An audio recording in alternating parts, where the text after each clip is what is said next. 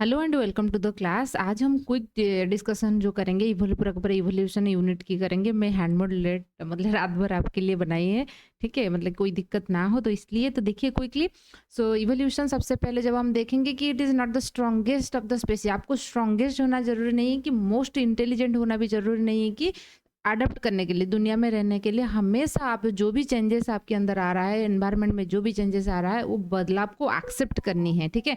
तो डार्विन ने ये चीज बताए थे, it is not the strongest of the species survive nor the most intelligent one. Intelligent होने की भी जरूरत नहीं है, परसिस्टेंट एक चीज है, आपको सक्सेस जरूर मिल जाएगा। दूसरा चीज होता है कि जो भी चेंजेस हो रहा है, जो चीज हो रहा है, उसको एक्सेप्ट करने की जो टेंडेंसी वो रहना चाहिए, मोस्ट अडेप्टेबल होना चाहिए। अडेप्टेशन का मतलब है कि बदलते हुए एनवायरनमेंट के साथ खुद को ढाल लेना, है ना।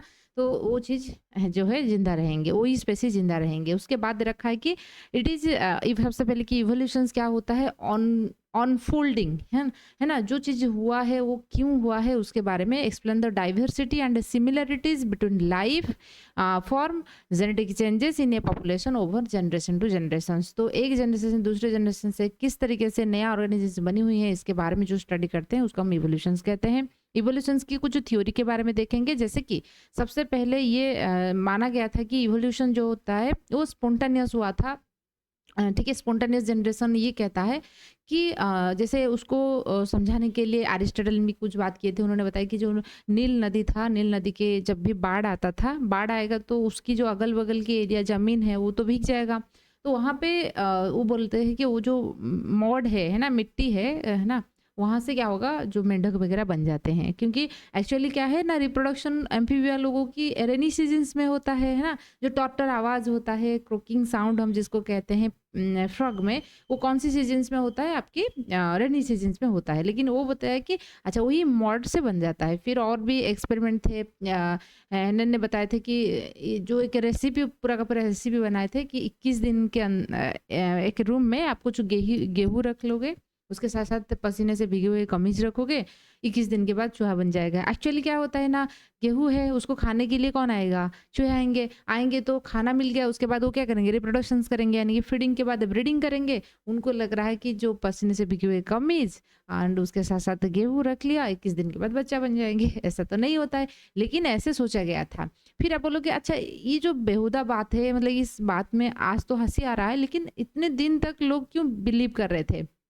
इसके लिए बहुत सारे एक्सपेरिमेंट हुआ था, जिसमें फ्रांसिस्को रेड्डी एक्सपेरिमेंट, निदाम एक्सपेरिमेंट, ठीक है ना, स्प्लांजन एक्सपेरिमेंट, उन्होंने बहुत सारे लोग एक्सपेरिमेंट कंडक्ट किए थे, लेकिन उस चीज़ों को भी डिस्प्रूव किया गया था।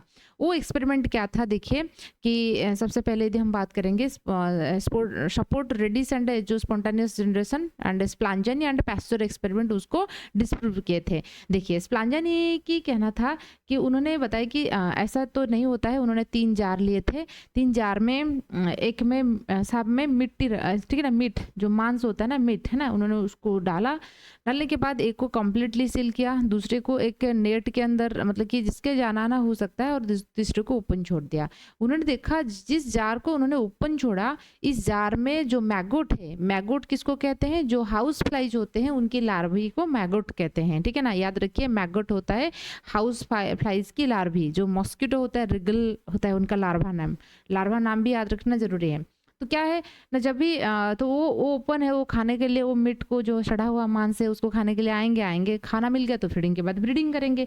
यहाँ पे क्या हुआ, वहाँ पे भी जाना आना हो रहा था, तो वहाँ पे कुछ दिनों के बाद हुआ। लेकिन जो जार कंप्लीटली सील्ड था, उस जार में कोई भी मैगोट डेवलप नहीं हुआ। तो फिर क्या हुआ, उन्होंने बताया कि अच्छा जब माइक्रो ऑर्गेनिजम्स के बारे में उस टाइम की जो साइंटिस्ट थे उनको जब पता लगा, क्योंकि एक जो मांस है आपको एक सील्ड टिफिन के अंदर रखोगे, कोई जार के अंदर रखोगे, कुछ दिनों के बाद माइक्रोब्स फंगस वगैरह ग्रो कर लेते हैं। उन्होंने बताया कि आपने तो अच्छा ये तो नहीं बना, सही है ना, मैगोट तो नहीं बना, लेकिन माइक्रो ऑर्गेनिजम्स तो ग्रो किए हैं। तो वो भी तो नॉन लिविंग, मतलब मिड जो था नॉन लिविंग था, है ना। तो उसको वहां से तो बन गई, ठीक है ना, माइक्रो ऑर्गेनिज्म बन गए, मतलब लिविंग चीज बन गई। तो इसलिए उनकी जो एक्सपेरिमेंट, जितने भी एक्सपेरिमेंट हुआ करता था, उसको डिस्प्रूव करने के लिए उस टाइम की जो साइंटिस्ट थे वो भी थे। तो इसलिए स्पॉन्टेनियस जनरेशन कई साल तक बन रहा था, लेकिन उसको डिस्प्रूव करने के लिए पास्चर के एक्सपेरिमेंट आए, ठीक है ना। पास्चर के एक्सपेरिमेंट आई, फिर फ्रांसिस्को रेड्डी के एक्सपेरिमेंट के बाद निदाम एंड, ठीक है ना, निदाम स्प्लांजानी, उन लोगों की एक्सपेरिमेंट भी कंडक्ट हुआ था, ठीक है। उन्होंने फिर क्या किया, उन्होंने फिर हीट में मतलब कि इस चीज़ों को, जो जार था, जो एयर टाइट जार था, पहले उसको उन्होंने स्टेरिलाइज किया, ठीक है। फिर लोगों ने बताया, स्टेरिलाइज करने के बाद वही प्रोसीजर किया इन्होंने, ठीक है ना। फ्रांसिस्को रेड्डी ने स्टेरिलाइज नहीं किए थे, लेकिन उसके बाद स्प्लांजानी वगैरह जो आ गए, उन्होंने स्टेरिलाइज किए, वो जो जार था उसको स्टेरिलाइज किया। जब स्टेरिलाइज एक बार हो जाएगा, पहले से कोई माइक्रोब्स नहीं रहेंगे, ठीक है, एयरटाइट जार रहेगा, तो माइक्रोब्स ग्रो नहीं करेंगे।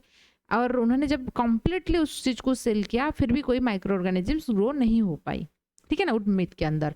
लेकिन उस टाइम की जो साइंटिस्ट थे, उन्होंने ये बताया कि आपने तो ऑक्सीजन अंदर एंट्री करने नहीं दिया, लाइफ कैसे बनेंगे, ठीक है। तो ये चीज़ फिर जो स्प्लांजानी वगैरह थे, उनके एक्सपेरिमेंट को भी इस तरीके से डिस्प्रूव किया गया, ठीक है ना। उन्होंने बताया नहीं, जो स्पॉन्टेनियस जनरेशन है वो सही है, आप गलत बोल रहे हो, ठीक है। लेकिन लुईस पास्चर ने जो है एक्सपेरिमेंट कंडक्ट किया। पास्चर ने क्या किया ना, उन्होंने स्वान नेक ने, मतलब कि इस तरीके से एक फ्लैक्स ली, जिसकी जो नेक रीजन होता है स्वान की होता है, तो उन्होंने ऐसा कुछ चीज़ें डाला कि यहाँ पे ऑक्सीजन तो एंट्री होगा, लेकिन जो एयर के अंदर, मतलब कि जो डस्ट वगैरह है, जो माइक्रोब्स है, वो एंट्री नहीं हो पाएगा। तो उन्होंने देखा है कि पहले उस वही फ्लास्क को स्टेरिलाइज किया, फिर यहाँ पे मीट रखा है ना, मांस रखा, फिर उस चीज़ों को स्टेरिलाइज किया। यहाँ पे सिर्फ और सिर्फ ऑक्सीजन एंट्री हुआ, लेकिन कोई माइक्रोब्स से रिलेटेड कुछ चीज़ें एंट्री नहीं हो पाया। फिर उसके बाद लोगों को लगा कि अच्छा, मतलब कि जो थ्योरी ऑफ स्पॉन्टेनियस जनरेशन को डिस्प्रूव किया गया। क्लियर हुआ आपको चीज़ें। स्पॉन्टेनियस जनरेशन का मतलब है कि अपने आप नॉन लिविंग चीज़ों से लिविंग चीज़ बन रहा है।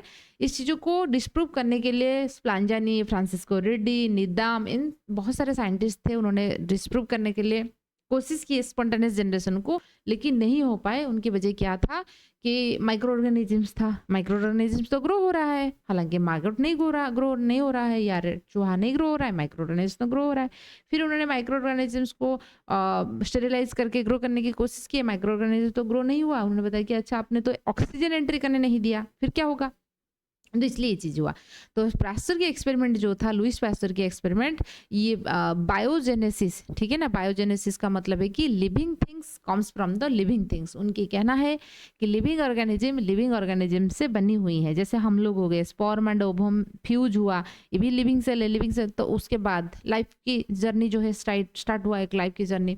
तो पास्चर के एक्सपेरिमेंट ये कहता है, ठीक है। स्पॉन्टेनियस जनरेशन कहता है कि नॉन लिविंग चीज़ों से लिविंग चीज बनी हुई है। बायोजेनेसिस का मतलब होता है कि लिविंग थिंग्स से लिविंग थिंग्स बनी हुई हैं, ठीक है। उसको स्वाननेक एक्सपेरिमेंट कहा जाता है। उन्होंने फ्लास्क दिया, जिस स्वाननेक जैसे होता है, उनके अंदर मीट डाला, हीट एग्जिस्ट किया, ठीक है। स्वाननेक जब तक ये स्वाननेक रहा है, तब तक कोई माइक्रो ऑर्गेनिज्म ग्रो नहीं किया, लेकिन जिस दिन उन्होंने इस स्वाननेक को ब्रेक किया, उसके बाद माइक्रो ऑर्गेनिज्म ग्रो करना स्टार्ट हुआ। क्यों? क्योंकि स्वान नेक प्रिवेंट कर रहा था कि माइक्रो ऑर्गेनिज्म एंट्री ना हो, सिर्फ और सिर्फ ऑक्सीजन एंट्री हो, ठीक है।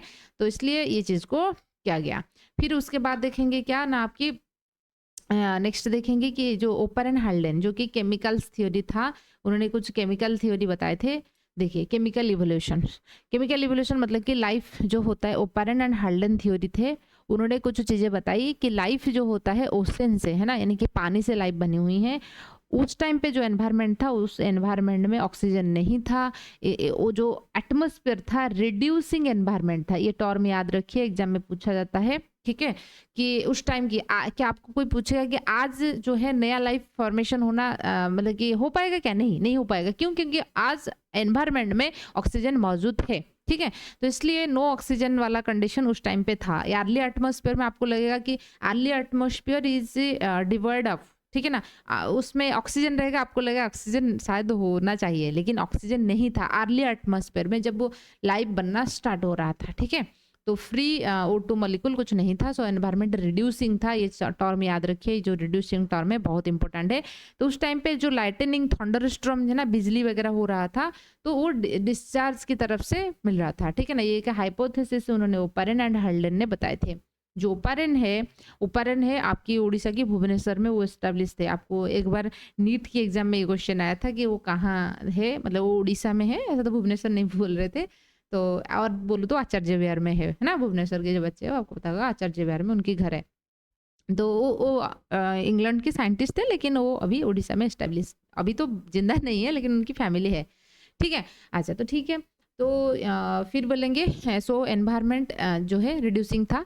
उन्होंने बताया कि कुछ जो ओशन है उसमें कुछ केमिकल मॉलिक्यूल ऐसे हैं, तो वो केमिकल मॉलिक्यूल आपस में जब भी लाइटनिंग हो रहा था, थंडरस्टॉर्म हो रहा था, कुछ इलेक्ट्रिक स्पार्क उनको मिल गई। वो केमिकल मॉलिक्यूल आपस में मिले, मिलने के बाद कुछ सिंपल मॉलिक्यूल बनाना, मतलब कि जो एटम है मिलके सिंपल मॉलिक्यूल बनाया। ये जो मॉलिक्यूल है अमीनो एसिड्स वगैरह बनाना स्टार्ट किया। लेकिन उस चीज़ों को यूरी एंड मिलर, दो उनकी स्टूडेंट, एक्चुअली ये पीएचडी कर रहे थे उनके अंदर, उनकी स्टूडेंट है यूरी एंड मिलर जो है, एक्सपेरिमेंटली प्रूव करके बताई। ओपन एंड हैंडलेड बस एक थ्योरी बताए थे कि ऐसा हो सकता है, क्योंकि पानी है, पानी के अंदर आपको मॉलिक्यूल्स मिल जाएंगे। ठीक है, मॉलिक्यूल्स मिल जाएंगे, अर्थ में वो मॉलिक्यूल अवेलेबल है। ठीक है ना? आज हम क्यों सोचते हैं कि हमारे बॉडी की जो कॉन्स्टिट्यूशन है एंड हमारे एटमॉस्फेयर की या हमारे जो अर्थ के जो मॉलिक्यूल्स है वो बराबर है। ठीक है ना? तो यूरी एंड मिलर जो है एक्सपेरिमेंट कंडक्ट करके उन्होंने बताया। उन्होंने क्या लिया? उन्होंने NH3 लिया है ना, मीथेन, अमोनिया एंड H2। उनकी रेशियो ये है, ये रेशियो बहुत इंपॉर्टेंट है, याद रखिए। ठीक है? NH3 CH4 CH2, देखिए 3 4 2, तो 1 2 1 1 1:2:1 ये रेशियो, मतलब कि एक NH3 लिया, एक H2 लिया, CH4 2 लिया। समझ रहे हो ना? तो ये एक मतलब 4 है तो 4 को 2 से आप याद रख सकते हैं, मतलब कि डिवाइड हो सकता है, तो इसलिए CH4 जो है 2 है। ठीक है? आपको पूछा जा सकता है कि उन्होंने कौन सी इनिशियल कंपाउंड लिए थे, या तो उनकी रेशियो क्या है, यहाँ से क्वेश्चन आ सकता है। तो अब हम बात करेंगे इस रेशियो में उन्होंने लिया। लेने के बाद सबसे पहला जो अमीनो एसिड बना था वो ग्लाइसिन बना था। तो ग्लाइसिन एक सिंपलेस्ट अमीनो एसिड है। ग्लाइसिन के अलावा भी और बहुत सारे अमीनो एसिड्स बना था, लेकिन आपको यदि मान लीजिए एग्जाम में क्वेश्चन आएगा कि कौन से अमीनो एसिड पहले बना था, ग्लाइसिन। ठीक है? अच्छा, तो उसके बाद देखेंगे इवोल्यूशन हुआ है या नहीं है, मतलब कि किस तरीके से हुआ है, उस चीज़ों को बताने के लिए साइंटिस्ट थे। एक तो लामार्क थे, उन्होंने बताया कि हाँ इवोल्यूशन किससे हुआ है। तो थ्योरीज ऑफ इवोल्यूशन में हम बात करेंगे लामार्क की थ्योरी एंड डार्विन की थ्योरी। लामार्क की ये कहना था, inheritance of the acquired character, जो ऑर्गेनिज्म है अपनी लाइफ स्पान में जो कैरेक्टर को एक्वायर्ड करता है, एक होता है आपको बाय बर्थ मिलता है, उसको हम इनहेरिटेड कैरेक्टर कहते हैं, और कुछ कैरेक्टर होता है जो जिसको हम लर्न करते हैं जैसे कि स्विमिंग हो गया। ठीक है, स्विमिंग हो गया या क्रिकेट खेलना, ये सारी चीज़ों को लर्न किया जाता है। तो वो बोल रहा है कि एक ऑर्गेनिज्म अपनी लाइफ स्पैन के अंदर जो चीज़ को एक्वायर्ड करता है, यानी कि लर्न करता है, वो अपने नेक्स्ट जनरेशन को ट्रांसफर हो जाता है। लेकिन ये गलत बात है, ऐसा होता है क्या? नहीं ऐसा कब पॉसिबल होगा? जब वो जो चेंजेस है वो जॉर्म सेल के अंदर होगा, यानी कि स्पर्म एंड ओवम बनाने वाले सेल के अंदर जब होगा, तब जाके जो है कैरेक्टर जो है नेक्स्ट जनरेशन को ट्रांसफर होगा। समझ में आया ना? अच्छा, तो उसके बाद देखेंगे less favourable and use and disuse of organ. उन्होंने बताया कि जिस ऑर्गन को ऑर्गेनिज्म बहुत ज़्यादा यूज करेंगे वो ऑर्गन नेक्स्ट जनरेशन को चला जाएगा, लेकिन जो ऑर्गन को लेस यूज करेंगे वो ऑर्गन नेक्स्ट जनरेशन को नहीं जाएगा। उसको मतलब कि प्रूव करने के लिए उन्होंने एक बताया कि जो केव ड्वेलर होते हैं, कुछ मछलियाँ ऐसे होते हैं जो केव समझ रहे हो ना, गुम्फे जो होता है, अंधेरे एरिया होता है, केव के अंदर रहते हैं। उन मान लीजिए कहीं पे लाइट नहीं है तो आंखों की क्या इस्तेमाल होगा? ठीक है ना, लाइट होगा तो आप कुछ दिख पाओगे। तो जिस केव ड्वेलर फेसेस जो होते हैं, तो उनकी जो आंखें हैं पहले था, लेकिन अब नहीं है। क्यों नहीं है? क्योंकि वो हमेशा हमेशा के लिए अंधेरे में रहे हैं, तो है ना, डार्क एरिया में रहेंगे तो कुछ दिखाई नहीं देगा। तो इसलिए ये चीज़ें उन्होंने बताया कि use and disuse of organ, इस चीज़ को भी डिस्प्रूव किया गया था, क्योंकि आज हमारे अपेंडिक्स जो होता है इनकी कोई यूज नहीं है, फिर भी हमारे बॉडी में प्रेजेंट है। ठीक है? अच्छा, तो उन्होंने उनकी जो inheritance of acquired character, use and disuse of organ, जिसमें उन्होंने बताया कि लॉन्ग नेक जिराफ जो होता है, उन्होंने बताया कि पहले जिराफ की जो गर्दन है, नेक रीजन है, एंड फोरली में आगे की जो पैर है वो छोटा था, मतलब कि एक जिराफ को एक सीप, भेड़िया जैसे समझिए या गोट जैसे सोचिए, ठीक है, इतना था। लेकिन जैसे उन्होंने बताया कि फिर उन्होंने क्या किया ना, जब छोटे छोटे जो ग्रासेस था उसको खा रहे थे, वो सब खत्म हो गया। फिर मिडिल वाला घासों को उन्होंने खाने के लिए कोशिश किए। जब उन्होंने तो उनसे थोड़ा हाइट वाला जो ट्री है उससे खाने के लिए कोशिश कर लिया, उनकी जो नेक है वो स्ट्रेच किया। फिर उससे और लंबी पेड़ जो होता है उसको वहाँ से जो पत्तियाँ वगैरह है उसको खाने के लिए कोशिश किया, तो इसलिए उनकी नेक रीजन जो है स्ट्रेच हो गया, ठीक है? स्ट्रेच हो गया, साथ ही साथ जो फोर लिम्ब है वो भी स्ट्रेच हो गया। उन्होंने ये चीज़ बताए थे, इस चीज़ को उन्होंने ज़्यादा यूज़ किया तो ये चीज़ हो गया, ठीक है? अच्छा, आपको पूछा जाता है कि इनहेरिटेंस ऑफ एक्वायर्ड कैरेक्टर कौन बताए थे? लामार्क, डार्विन और 2-4 साइंटिस्ट के नाम डाल देंगे। यूजर्म डिसूजा फॉर्गन कौन बताए थे? ठीक है? अच्छा, ये जो लॉन्ग नेक जिराफ वाला कंसेप्ट, ये जो कंसेप्ट मैंने बताया कि ग्रेजुअली जो हुआ, क्या हुआ? चेंजेस हो गया, मतलब कि छोटे गर्दन वाले थे, ग्रेजुअली बड़े गर्दन वाले हो गए। तो उन्होंने कैसे बताया? वो कुछ हड्डियाँ उनको मिला, उस हड्डियाँ में छोटे साइज़ की लेग था, जो फोर में था। फिर ग्रेजुअली उन्होंने देखा कि फोर लिम्ब की साइज़, ठीक है ना? कैसे? क्योंकि बोन से भी बनता है ना। अच्छा, फिर हम बात करेंगे नियो लामार्कनिज्म, मतलब कि लामार्क की कंसेप्ट में कुछ चीज़ें था, उसको मॉडिफाई करने के बाद नियो लामार्कनिज्म बना था। Only those modification are transfer. Neo Lamarckism ये कहता है कि वो मॉडिफिकेशन ट्रांसफर होता है जो कि which is influences the germ cell. समझ में आया ना बातें? उन्होंने कहना है कि वो एक्वायर्ड कैरेक्टर नेक्स्ट जनरेशन को ट्रांसफर हो जाएगा, जिस एक्वायर्ड कैरेक्टर जो है ना, जिस एक्वायर्ड कैरेक्टर जॉर्म सेल यानी कि स्पर्म एंड ओवम बनाने वाले सेल्स में जो है बदलाव लाएगा। ऐसा नहीं कि जैसे जो उसको डिस्प्रूव करने के लिए एक था जो ईयर पिनना होता है, ईयर पियर्सिंग करते हैं, आप देखोगे आपकी मम्मी लोग किए हैं, ठीक है? आप किए हैं, आपकी मम्मी और आपकी नानी है ना, जो ग्रानी वगैरह है ना, वो लोग भी किए हैं। तो ऐसा नहीं है कि घर में कोई आज भी बेटी पैदा होगा, मान लीजिए आप हो, आपकी बेटी पैदा होगा, मतलब कि डायरेक्टली है ना, लड़के लोग है तो डायरेक्टली उनकी जो ईयर पियर्सिंग, मतलब पहले से ईयर पियर्स होके आए होंगे, ऐसा तो नहीं है। क्योंकि आम हम उड़ीसा की कल्चर में देखोगे या इंडिया के कल्चर में देखोगे, ज़्यादातर लड़के जो होते हैं ईयर पियर्सिंग करते हैं।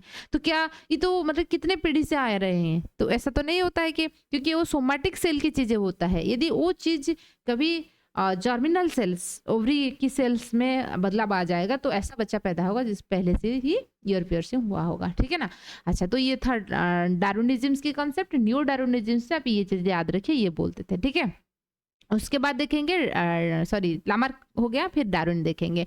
डार्विन बताए थे कि theory of natural selection survival of the fittest. उन्होंने बताया कि नेचर जो होता है, कौन सिलेक्ट कर किसको सिलेक्ट करेगा, किसको है ना एलिमिनेट करेगा, वो नेचर उसको सिलेक्ट करता है। एंड जो फिट होता है वही सर्वाइव करता है। मोर फेवरेबल कैरेक्टर जो होता है ग्रेजुअली एक्यूमुलेट होता है, एंड ग्रेजुअली वो एक्यूमुलेट होते होते एक नया ऑर्गेनिजम्स को डेवलप हो जाता है। मतलब कहना है कि उन्होंने बताया कि अच्छा, जैसे कि मान लीजिए फिश है, मतलब हायर से मैं आपको बता रही हूँ, फिश से एम्फीबिया बनी हुई है, एम्फीबिया से रेप्टाइल्स, रेप्टाइल से बर्ड, रेप्टाइल से मामल बने हुए हैं। उनकी कहना है कि फिश से एम्फीबिया कैसे बनी हुई है? ग्रेजुअली कुछ कैरेक्टर जैसे कि एम्फीबिया में पैर होना, ऐसे ऐसे कुछ कुछ कैरेक्टर उसमें ग्रेजुअली डिपॉजिट हुआ, सडनली फिर से एम्फीबिया बन गया। उनका कहना ऐसे था, ठीक है? उन्होंने ये जो लॉन्ग नेक वाला कंसेप्ट लामार्क ने बताए थे कि ग्रेजुअली उन्होंने स्ट्रेच किया, फिर नेक लंबे हो गए, फिर और ज़्यादा स्ट्रेच किया, और ज़्यादा लंबे हो गए। लेकिन डार्विन की कहना था कि ऐसा नहीं है। क्या होता है ना, पहले से ही लॉन्ग नेक जिराफ है, पहले से ही शॉर्ट नेक जिराफ है। लेकिन जब एनवायरमेंट में छोटे घास वगैरह था, बड़े ट्री भी था, तो छोटे घास खाने के लिए शॉर्ट नेक जिराफ भी जिंदा रहते थे, क्योंकि उसको खाना मिल रहा है तो वो भी खा के जिंदा रहते थे, ठीक है? लेकिन एक टाइम आया, चुनौती आ गया उनके पास कि जो छोटे घास हो गया वो खत्म हो गया, तो उसको जो छोटे गर्दन वाले जो जिराफ थे उसको खाने के लिए कुछ नहीं मिला, तो उनका डेथ हो गया। समझ में आया ना? लेकिन उस टाइम पे जो बड़े गर्दन वाले हैं, बड़े गर्दन वाले इसको खा पाएंगे, किसको? छोटे घास भी खा पाएंगे, बड़े लंबे लंबे पेड़ से भी खाना खा पाएंगे।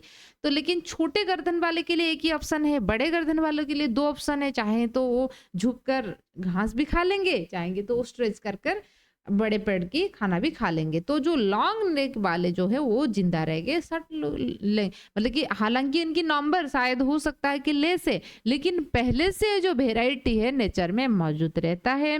फिर नेचर में जो चेंजेस आता है, उस चेंजेस के अकॉर्डिंग जो खुद को ढाल पाएगा वही जिंदा रहेगा। ये किसकी कहना है ना? डार्विन की कहना है, और बात भी सही है।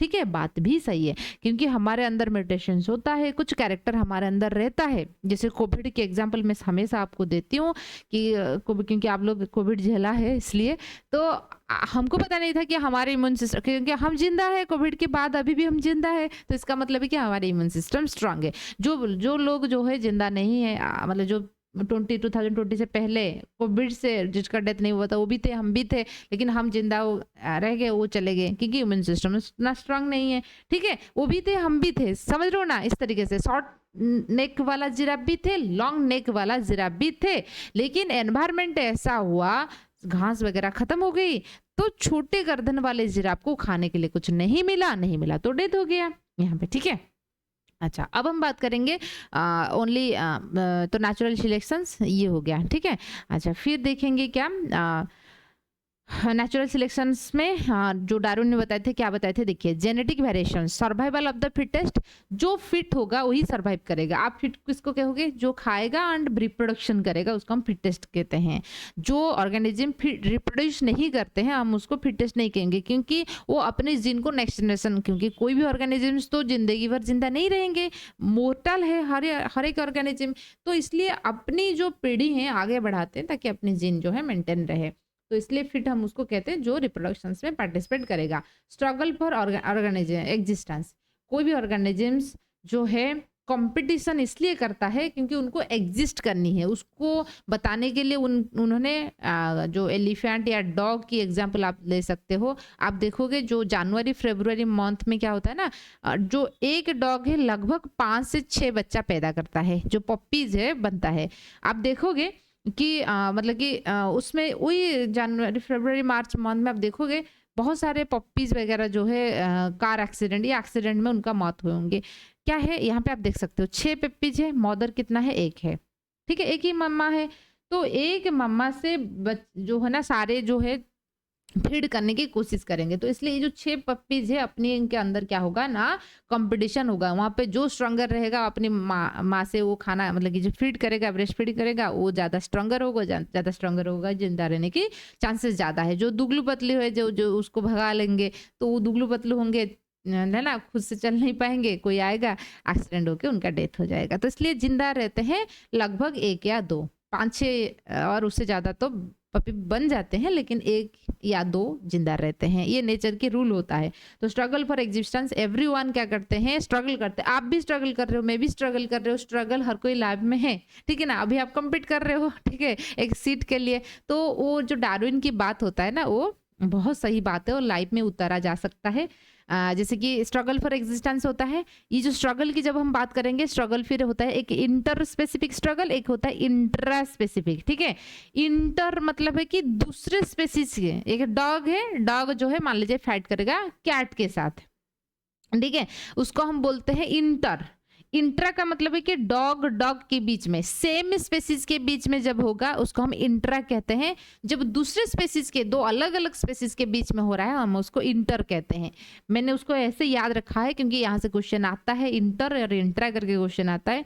जैसे बोलते हैं ना इंटर कास्ट, ठीक है, इंटर कास्ट या इंटर रिलीजियन, ऐसे इस करके बात करते हैं जो मैरिज होता है। हालांकि मैं इनकी मतलब पर्सनली तो उनका मतलब खिलाफ में नहीं हूँ, मतलब जो भी है कुछ ऐसा नहीं है कि कास्ट कुछ नहीं है, रिलीजन कुछ नहीं है, हम ह्यूमन बीइंग है, सब ह्यूमन है। फिर मेल फीमेल में भी वही चीज़ है, 99% बॉडी ऑर्गन भी तो सिमिलर है, मैं एक ही नज़र में देखती हूँ। बस 1% में जो डिफरेंसेस है लोग उसको इतना मतलब डिफरेंस मान लेते हैं। तो इसलिए मैं हमेशा मेरे बच्चे को, मेरी बच्चे ना आप लोग है, ठीक है, बेटी तो एक है लेकिन आप लोग हो, तो मैं मतलब ये आपको बताना चाहती हूँ कि आप दिमाग में काम कीजिए, है ना, दिमाग के लेवल में। आप मान लीजिए कोई आप एक गर्ल हो, कोई बॉय के साथ बात कर रहे हो, तो इसका मतलब नहीं कि सिर्फ बॉडी रिलेटेड बात करें, ठीक है ना, माइंड रिलेटेड भी बात होना चाहिए। क्या करना चाहिए आपको, साइंटिस्ट बनना है कि कौन सी फील्ड में, हमारे जो सोसाइटी हम क्या कर सकते हैं इसके लिए, तो इस लेवल पे बात होना चाहिए। जब मान लीजिए आप कहीं पे जा रहे हो, आप ऐसे मतलब कि पूरा का पूरा बॉडी बन के जा रहे हो, ठीक है ना, ऐसे ड्रेस पहन के, मतलब ऐसा ड्रेस से भी ऐसा नहीं है कि आपको जो कंफर्ट लग रहा है वो पहन लीजिए, तो ऐसा भी नहीं है कि आप ऐसे पहन के ऐसे करके जाओगे, अब कोई देखेगा आपको तो वही लेवल में ही बात करेगा। आप बोलोगे अच्छा लिपस्टिक लगा के, लगा के, वो लगा, हाँ लगाइए, कोई प्रॉब्लम नहीं है, लेकिन आपकी जो कन्वर्सेशंस की थिंग है ना, जब आप वो चीज़ करोगे, कोई आपसे दूसरी चीज़ बात करने के लिए मौका उसको नहीं मिलेगा। आप जब ब्रेन लेवल में बात करोगे, नहीं तो आप ऐसे बन के जाओगे, है ना, बेबी डॉल बन के जाओगे तो डल-डल बात करेंगे समझ रहे हो ना? तो लड़कों लोग भी ऐसा होना चाहिए, ऐसा नहीं कि आप बाइसेप ट्राइसेप लेके जाओगे, कोई बोलेगा अच्छा बाइसेप अच्छा है, ट्राइसेप अच्छा है, वो तो बॉडी लेवल की बात होगी। लेकिन आप जो हो, ठीक है, आपको लग रहा है कि अच्छा मुझे सोसाइटी के लिए कुछ करना है, मुझे प्रोफेसर बनना है इतने जो लाइफ के अंदर, या मुझे, ठीक है, सिविल सर्विस में जाना है, तो आप आपकी जो ड्रीम है उसके बारे में बात कीजिए, ताकि आप भी इम्प्रूवमेंट, आप लोगों का भी इम्प्रूवमेंट होगा, सामना वाला के भी इम्प्रूवमेंट होगा। मेरे कहने का मतलब वही है, सिर्फ और सिर्फ बॉडी रिलेटेड चीज़ें से बात नहीं कीजिए, वो भी होना चाहिए, ठीक है, वो लाइफ में 5-10% होना चाहिए, ठीक है, ऐसा नहीं कि 100% वही चीज़ करेंगे। तो लेकिन हम लोग क्या करते हैं, प्रायोरिटी इस चीज़ को कर लेते हैं। तो इसलिए जो इंटर एंड इंट्रा होता है, आप याद रखिए, जो intra specific struggle, same species के बीच में स्ट्रगल होता है, बहुत खतरनाक है। जैसे अपनी रिलेटिव के अंदर जो जो डेथ वगैरह होता है, जो है ना, जो करते हैं, तो अपने देखो वो घर में ज़्यादा रहता है, ठीक है, घर में ही ज़्यादा रहता है, और बाहर हम तो लोगों के साथ बहुत अच्छे से बिहेव कर लेते हैं, लेकिन घर के अंदर वही चीज़ होता है। जब ये चीज़ हो जाएगा, जो डार्विन के कंसेप्ट वही होता है, आप देखोगे खुद ही, आप कोई दूसरे को मिलोगे तो अच्छा हाँ बहुत स्माइल करके ऐसे बात करोगे, लेकिन घर में हम क्या करते हैं, अपनी दिखा देते हैं पूरा का पूरा अग्रेसिवनेस, सारी चीज़ें। तो हमेशा याद रखिए, जो इंटर स्पेसिफिक स्ट्रगल होता है उतना हार्मफुल नहीं है जितना इंट्रा होता है, सेम स्पेसिस के बीच में जो होता है, ठीक है ना। सक्सेसफुल रिप्रोडक्शन एंड एडेप्टेशन जो होगा उसको हम फिट बोलेंगे। सिलेक्शन एंड ओवर प्रोडक्शंस, देखिए ओवर प्रोडक्शंस तो होता है, हर कोई ऑर्गेनिजम्स की एनर्मस कैपेसिटी होता है कि रिप्रोडक्शंस करने के लिए, लेकिन वो सिर्फ उतना ही रिप्रोड्यूस कर पाते हैं, ठीक है। उसको समझाने के लिए कुछ industrial melanism and natural selections की बात हुई थी, जो कि मतलब कि नेचुरल सिलेक्शन जो होता है ना, वो उनकी तरीका पहले हम देख लेंगे, उसके बाद हम देखेंगे नेचुरल सिलेक्शंस को समझाने के लिए। टाइप ऑफ नेचुरल सिलेक्शन देखिए, एक होता है stabilising natural selection, directional natural selection and disrupting natural selection. देखिए उसको समझाने के लिए आप जो किसकी जो जेनेटिक्स में अपने कैपिटल टी पढ़ा था, कैपिटल टी स्मॉल टी पढ़ा था, स्मॉल टी पढ़ा था, ये टॉल बन रहा था, ये भी टॉल बन रहा था, एंड ये ड्वार्फ बन रहा था। समझ में आ रहा है, दो डोमिनेटेड कैरेक्टर है, ऐसे समझिए। तो ये डोमिनेटेड है, ये रिसेसिव है, ये इंटरमीडिएट, उसको समझ लीजिए। कैपिटल एंड स्मॉल टी जो है ये इंटरमीडिएट है, उसको समझ लीजिए, ठीक है। अच्छा, स्टेबलाइजिंग सिलेक्शंस में बोलता है ना तो बहुत डोमिनेटेड कैरेक्टर जो है वो उसको नेचर सिलेक्ट करेगा, ना तो एकदम रिसेसिव कैरेक्टर को सिलेक्ट करेगा, ऐसा नहीं होता है। जो मीडियोकर कैरेक्टर होता है, मिडिल में जो कैरेक्टर रहता है उसको सिलेक्ट करता है। उसको समझाने के लिए जो मीन कैरेक्टर होता है वो एग्जिस्ट करता है। इसको समझाने के लिए उन्होंने एक एग्जाम्पल बताए थे, जो मतलब बच्चा जो पैदा होता है, जो बेबी होता है, उनकी जो बार्थ टाइम में बॉडी वेट, मान लीजिए एक बच्चा है 3.5 kg से ज़्यादा है उनकी वेट, बॉडी वेट मतलब 3.5 kg से ज़्यादा है, तो उनकी डेथ होने की चांसेस है। एकदम मान लीजिए 1 kg मतलब नहीं है, 200 ग्राम है, ठीक है, या 500 ग्राम है, तो भी उनका डेथ हो जाने की चांसेस है।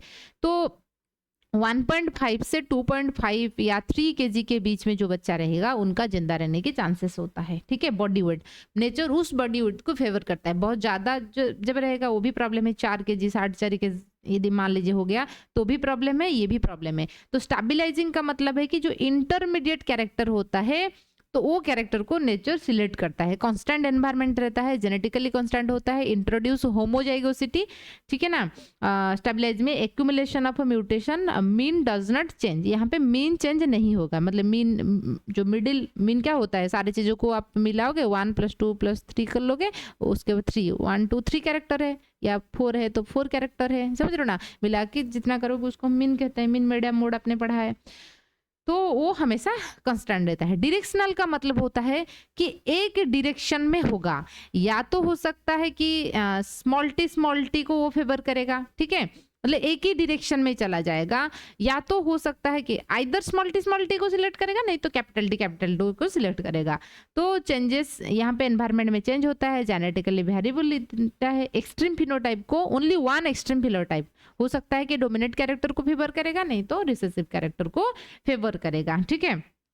और एक होता है डिसरप्टिव। डिसरप्टिव का मतलब है कि इंटरमीडिएट को फेवर नहीं करेगा, कंप्लीट डोमिनेंट को फेवर करेगा, कंप्लीट रिसेसिव को फेवर करेगा, दो कैरेक्टर को फेवर करेगा। इसका हम डिसरप्टिव, डिसरप्ट हो गया, बीच से टूट गया, ब्रेक हो गया, उसको हम डिसरप्टिव बोलते हैं। समझ में आया?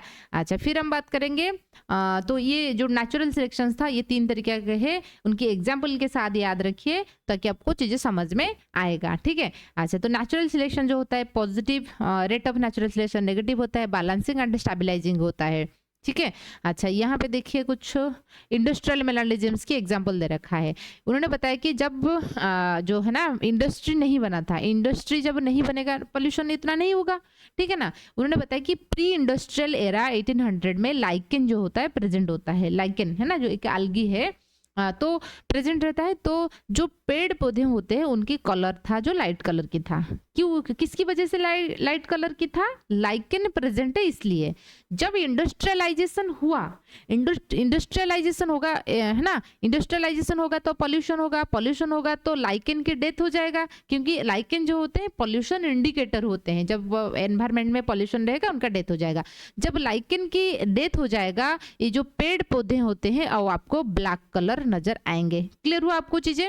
अच्छा, इंडस्ट्रियल एरा में क्या होगा? लाइकेन एब्सेंट है तो डार्क कलर की बार्क होगा, जो पेड़ होता है उनके जो है ना बार्क है डार्क कलर की हो जाएगा।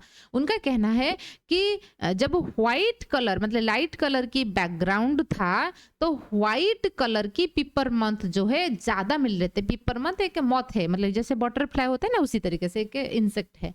तो उन्होंने बताया कि जब इंडस्ट्रियलाइजेशन नहीं हुआ था एनवायरमेंट में व्हाइट कलर की मौत बहुत ज्यादा थे। जब इंडस्ट्रियलाइजेशन हुआ तो ब्लैक कलर की जो पिपरमंथ है ज्यादा हो गई। क्यों हुआ? क्योंकि देखिए जो जब इंडस्ट्रियलाइजेशन नहीं हुआ था व्हाइट कलर नंबर ज्यादा था लेकिन ब्लैक भी थे, बहुत लेस थे। क्यों? क्योंकि व्हाइट बैकग्राउंड में ब्लैक कलर आसानी से पकड़ जाएंगे तो उसको प्रेडेटर आके खा लेंगे। ठीक है। अच्छा, जब उनको खा लेंगे तो क्या होगा ना, आपकी जो ब्लैक कलर के नंबर लेस रहेगा ऑब्वियसली व्हाइट कलर बैकग्राउंड के साथ मैच कर लेंगे तो उसको कोई नहीं खाएगा। लेकिन जब इंडस्ट्रियलाइजेशन हुआ, लाइकेन की डेथ हो गया, एनवायरमेंट ब्लैक कलर की हो गया तो व्हाइट कलर वाले जो है पकड़ में आ जाएंगे तो उसको प्रेडेटर आके खा लेंगे। तो व्हाइट कलर के नंबर ग्रेजुअली क्या हुआ? डिक्रीज हो गया। लेकिन ब्लैक कलर को कोई उसको कोई नहीं खा पाई तो इसलिए ब्लैक कलर के नंबर क्या हुआ? ज्यादा हो गए। अभी व्हाइट के नंबर डिक्रीज हो गए। समझ में आया?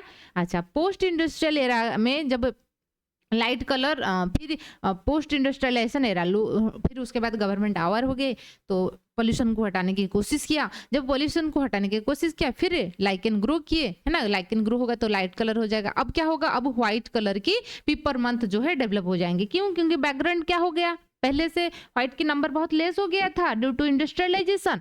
तो अब क्या हुआ? एनवायरमेंट जब व्हाइट कलर हो गया, व्हाइट कलर वाले पकड़ में नहीं आएंगे, उसको कोई नहीं खाएगा तो ग्रेजुअली उनकी नंबर इंक्रीज हो जाएगा। ठीक है। ये जो एग्जाम्पल है आपकी ब्रेन को ट्रेन करने के लिए है। इस तरीके से एग्जाम्पल आता है ना, एग्जाम में जब आएगा आप उसको एनालिसिस करके बता सकते हो। ठीक है। तो प्री इंडस्ट्रियलाइजेशन एरा में जब इंडस्ट्री नहीं हुआ था तो व्हाइट कलर लाइट कलर था तो इसलिए इजीली कैप्चर हुआ था। इंडस्ट्रियल एरा में ये हो गया, पोस्ट इंडस्ट्रियल एरा में फिर व्हाइट कलर वाले आ गए। ठीक है। तो आई होप आपको ये एग्जांपल समझ में आ रहा होगा। ठीक है। फिर हम बात करेंगे कि कुछ ये इसके बारे में। ठीक है। इवोल्यूशन जो है माइक्रो इवोल्यूशन मैक्रो इवोल्यूशन के बारे में देखेंगे तो आप समझ सकते हो कि माइक्रो का मतलब ये स्मॉल लेवल में हो रहा है, मैक्रो का मतलब है कि लार्ज लेवल में हो रहा है। ठीक है। Reflecting changes in the DNA, जब माइक्रो छोटे लेवल में मतलब म्यूटेशन वगैरह एलीलिक फ्रीक्वेंसी में चेंज होगा, नेचुरल सिलेक्शन म्यूटेशन माइग्रेशन ये सारे माइक्रो इवोल्यूशन में आता है। तो मैक्रो इवोल्यूशन जब हम बात करेंगे पोरीफेरा से मामाल की, है ना, जर्नी जो होता है पोरीफेरा से लिंटरेटा मतलब पूरा का पूरा एनिमल इनवर्टिब्रेट आपने देखा, फिर वर्टिब्रेट कोडेट देखा, उसके बाद मामाल, ये जो जर्नी है बड़े लेवल में जो होता है उसका माइक्रो। तो उसके बाद देखेंगे थोड़ा फॉसिल्स के बारे में। आपके फॉसिल्स रखा है, फॉसिल्स क्या होते हैं? स्टडी ऑफ फॉसिल्स को पैलेंटोलॉजी कहते हैं। ठीक है। पैलेंटोलॉजी कहते हैं। फॉसिल्स एक ऐसा सबूत है, ऐसा प्रूव है कि हाँ इवोल्यूशन हुआ है, क्योंकि ऐसा तो कोई हवा में बात करेंगे हम नहीं समझेंगे। ठीक है। Gastrolith found in reptiles body cavity, body fossil. ठीक है ना। बॉडी फॉसिल जो होता है बोन हो सकता है, टूथ हो सकता है, सेल हो सकता है, सब fossil animal and plant. Faecal matter coprolites कहते हैं, जो स्टूल होता है ना वो कोई एनिमल की मिलेगा तो हम उसको कॉप्रोलाइट कहते हैं। Bioclast fragments of fossil enclosed in the sediments. ठीक है ना। तो छोटा पार्ट्स यदि मिलेगा, माइक्रोफॉसिल्स माइक्रोस्कोपिक स्ट्रक्चर मिलेगा, मैक्रोफॉसिल्स लार्ज बॉडी स्ट्रक्चर मिलेगा, स्यूडोफॉसिल्स इनऑर्गेनिक, मतलब आप स्यूडो मतलब फॉल्स, आपको लगेगा फॉसिल्स है inorganic origin but looks like a organic origin, ठीक है। अच्छा, तो इस तरीके से फॉसिल्स की टाइप्स होता है। फिर हम देखेंगे कंपैरेटिव स्टडी ऑफ इवोल्यूशंस, तो यहाँ इवोल्यूशंस हुआ है या नहीं है उसको हम कैसे समझेंगे, कुछ कंपैरेटिव स्टडी करके, जिसमें आता है होमोलोगस ऑर्गन। होमोलोगस ऑर्गन याद रखिए स्ट्रक्चरली सिमिलर होता है एंड उनकी फंक्शन अलग होता है ना, फंक्शन अलग होता है। जैसे उन्होंने बताया कि हमारे जो हैंड होता है एंड बर्ड्स की जो विंग्स होता है, जब हम आप बोन की लेवल में देखोगे, जैसे हमारे ऐसे हैंड है, फिर इस तरीके से, ठीक है ना, ये वाला ये आर्म वाला हिस्सा है, फिर ये हैंड वाला फिर रहेगा, फिर फैलेंजेस ये वगैरह रहता है। बार्ड का भी ऐसे ही बोन स्ट्रक्चर है, लेकिन क्या है ना, बोन स्ट्रक्चर है, लेकिन आप देखोगे, लेकिन वो फ्लाइंग में मदद करता है, हमारा क्या है, हमारा लेकिन किसमें, हमारे राइटिंग में, स्विमिंग में, इसमें मदद करते हैं। तो इसको हम होमोलोगस स्ट्रक्चर कहते हैं। एनालॉगस स्ट्रक्चर देखेंगे, एनालॉगस का मतलब होता है कि फंक्शनली सिमिलर होता है लेकिन स्ट्रक्चर उनके अलग रहेगा। जैसे कि फंक्शन इक्वल होता है, जैसे, ठीक है, एग्जाम्पल याद रखिए कि बर्ड्स की जो विंग्स होता है वो भी उड़ने में मदद करता है एंड इंसेक्ट जो होता है उनकी विंग्स भी उड़ने में मदद करता है। लेकिन क्या जो बर्ड्स देखोगे, बर्ड में आपको फीदर वगैरह देखने को मिलेगा, लेकिन बटरफ्लाई को थोड़ा सोचिए, वहीं पे फिर पतली सी मेम्ब्रेन है, ठीक है ना, आप हाथ के अंदर ऐसे करोगे तो वो भी ब्रेक हो जाएगा, तो टूट जाएगा। तो इसलिए क्या है ना, फंक्शनली सिमिलर और जब स्ट्रक्चरली डिफरेंट होता है तो उसको हम बोलते हैं एनालॉगस ऑर्गन, ठीक है। एनालॉगस डिफरेंट ओरिजिन रहेगा, structurally different but functionally similar. Wings, bat, insect के विंग्स, बैट एंड बर्ड्स की विंग्स की यदि हम बात करेंगे। वेस्टिजियल ऑर्गन वो ऑर्गन होता है जो आज भी प्रेजेंट है लेकिन उनका कोई फंक्शन नहीं है। तो आज कोई फंक्शन नहीं है लेकिन प्रीवियसली उनका फंक्शंस था। एग्जाम्पल में हम देखेंगे हमारे जो वर्मीफॉर्म अपेंडिक्स हो गया, निक्टिडेटिंग मेम्ब्रेन हो गया, जो हमारा आई होता है यहीं पे कि रेड रेड कलर आप देखोगे इस साइड में आपको मिल जाएगा, वो निक्टिडेटिंग मेम्ब्रेन होता है। वो मछलियाँ वगैरह में काम आता है क्योंकि वो पानी में जब तैरते हैं, स्विमिंग करते हैं तो वो कवर कर लेता है, लेकिन हमारा ऐसा कोई चीज़ें नहीं है, फिर भी वो प्रेजेंट होता है। फिर उसके बाद देखेंगे पैटर्न ऑफ इवोल्यूशंस की जब हम बात करेंगे, डाइवर्जेंट इवोल्यूशन, कन्वर्जेंट इवोल्यूशन, को इवोल्यूशन। क्वेश्चन कैसे आता है कि आप HD एंड AC है ना, ऐसे करके याद रखिए। AC घर में आजकल AC लगता है, ठीक है ना, गर्मियों के दिन है, मतलब कि एनालॉगस स्ट्रक्चर जो है वो कन्वर्जेंट इवोल्यूशंस को बताता है, क्योंकि एनालॉगस स्ट्रक्चर में हमने देखा कि ओरिजिन सेम नहीं है, फंक्शन है ना। कन्वर्जेंट इवोल्यूशन कहता है कि डिफरेंट डिफरेंट चीज़ें आके एक एरिया में कन्वर्जेंट होगा। ओरिजिन डिफरेंट होता है लेकिन फंक्शन सेम होता है, वो कन्वर्जेंट इवोल्यूशन। AC याद रखिए and HD homologous organ, divergent evolution. Divergent मतलब कि एक ही ओरिजिन से डिफरेंट डिफरेंट चीज़ें हो रहा है।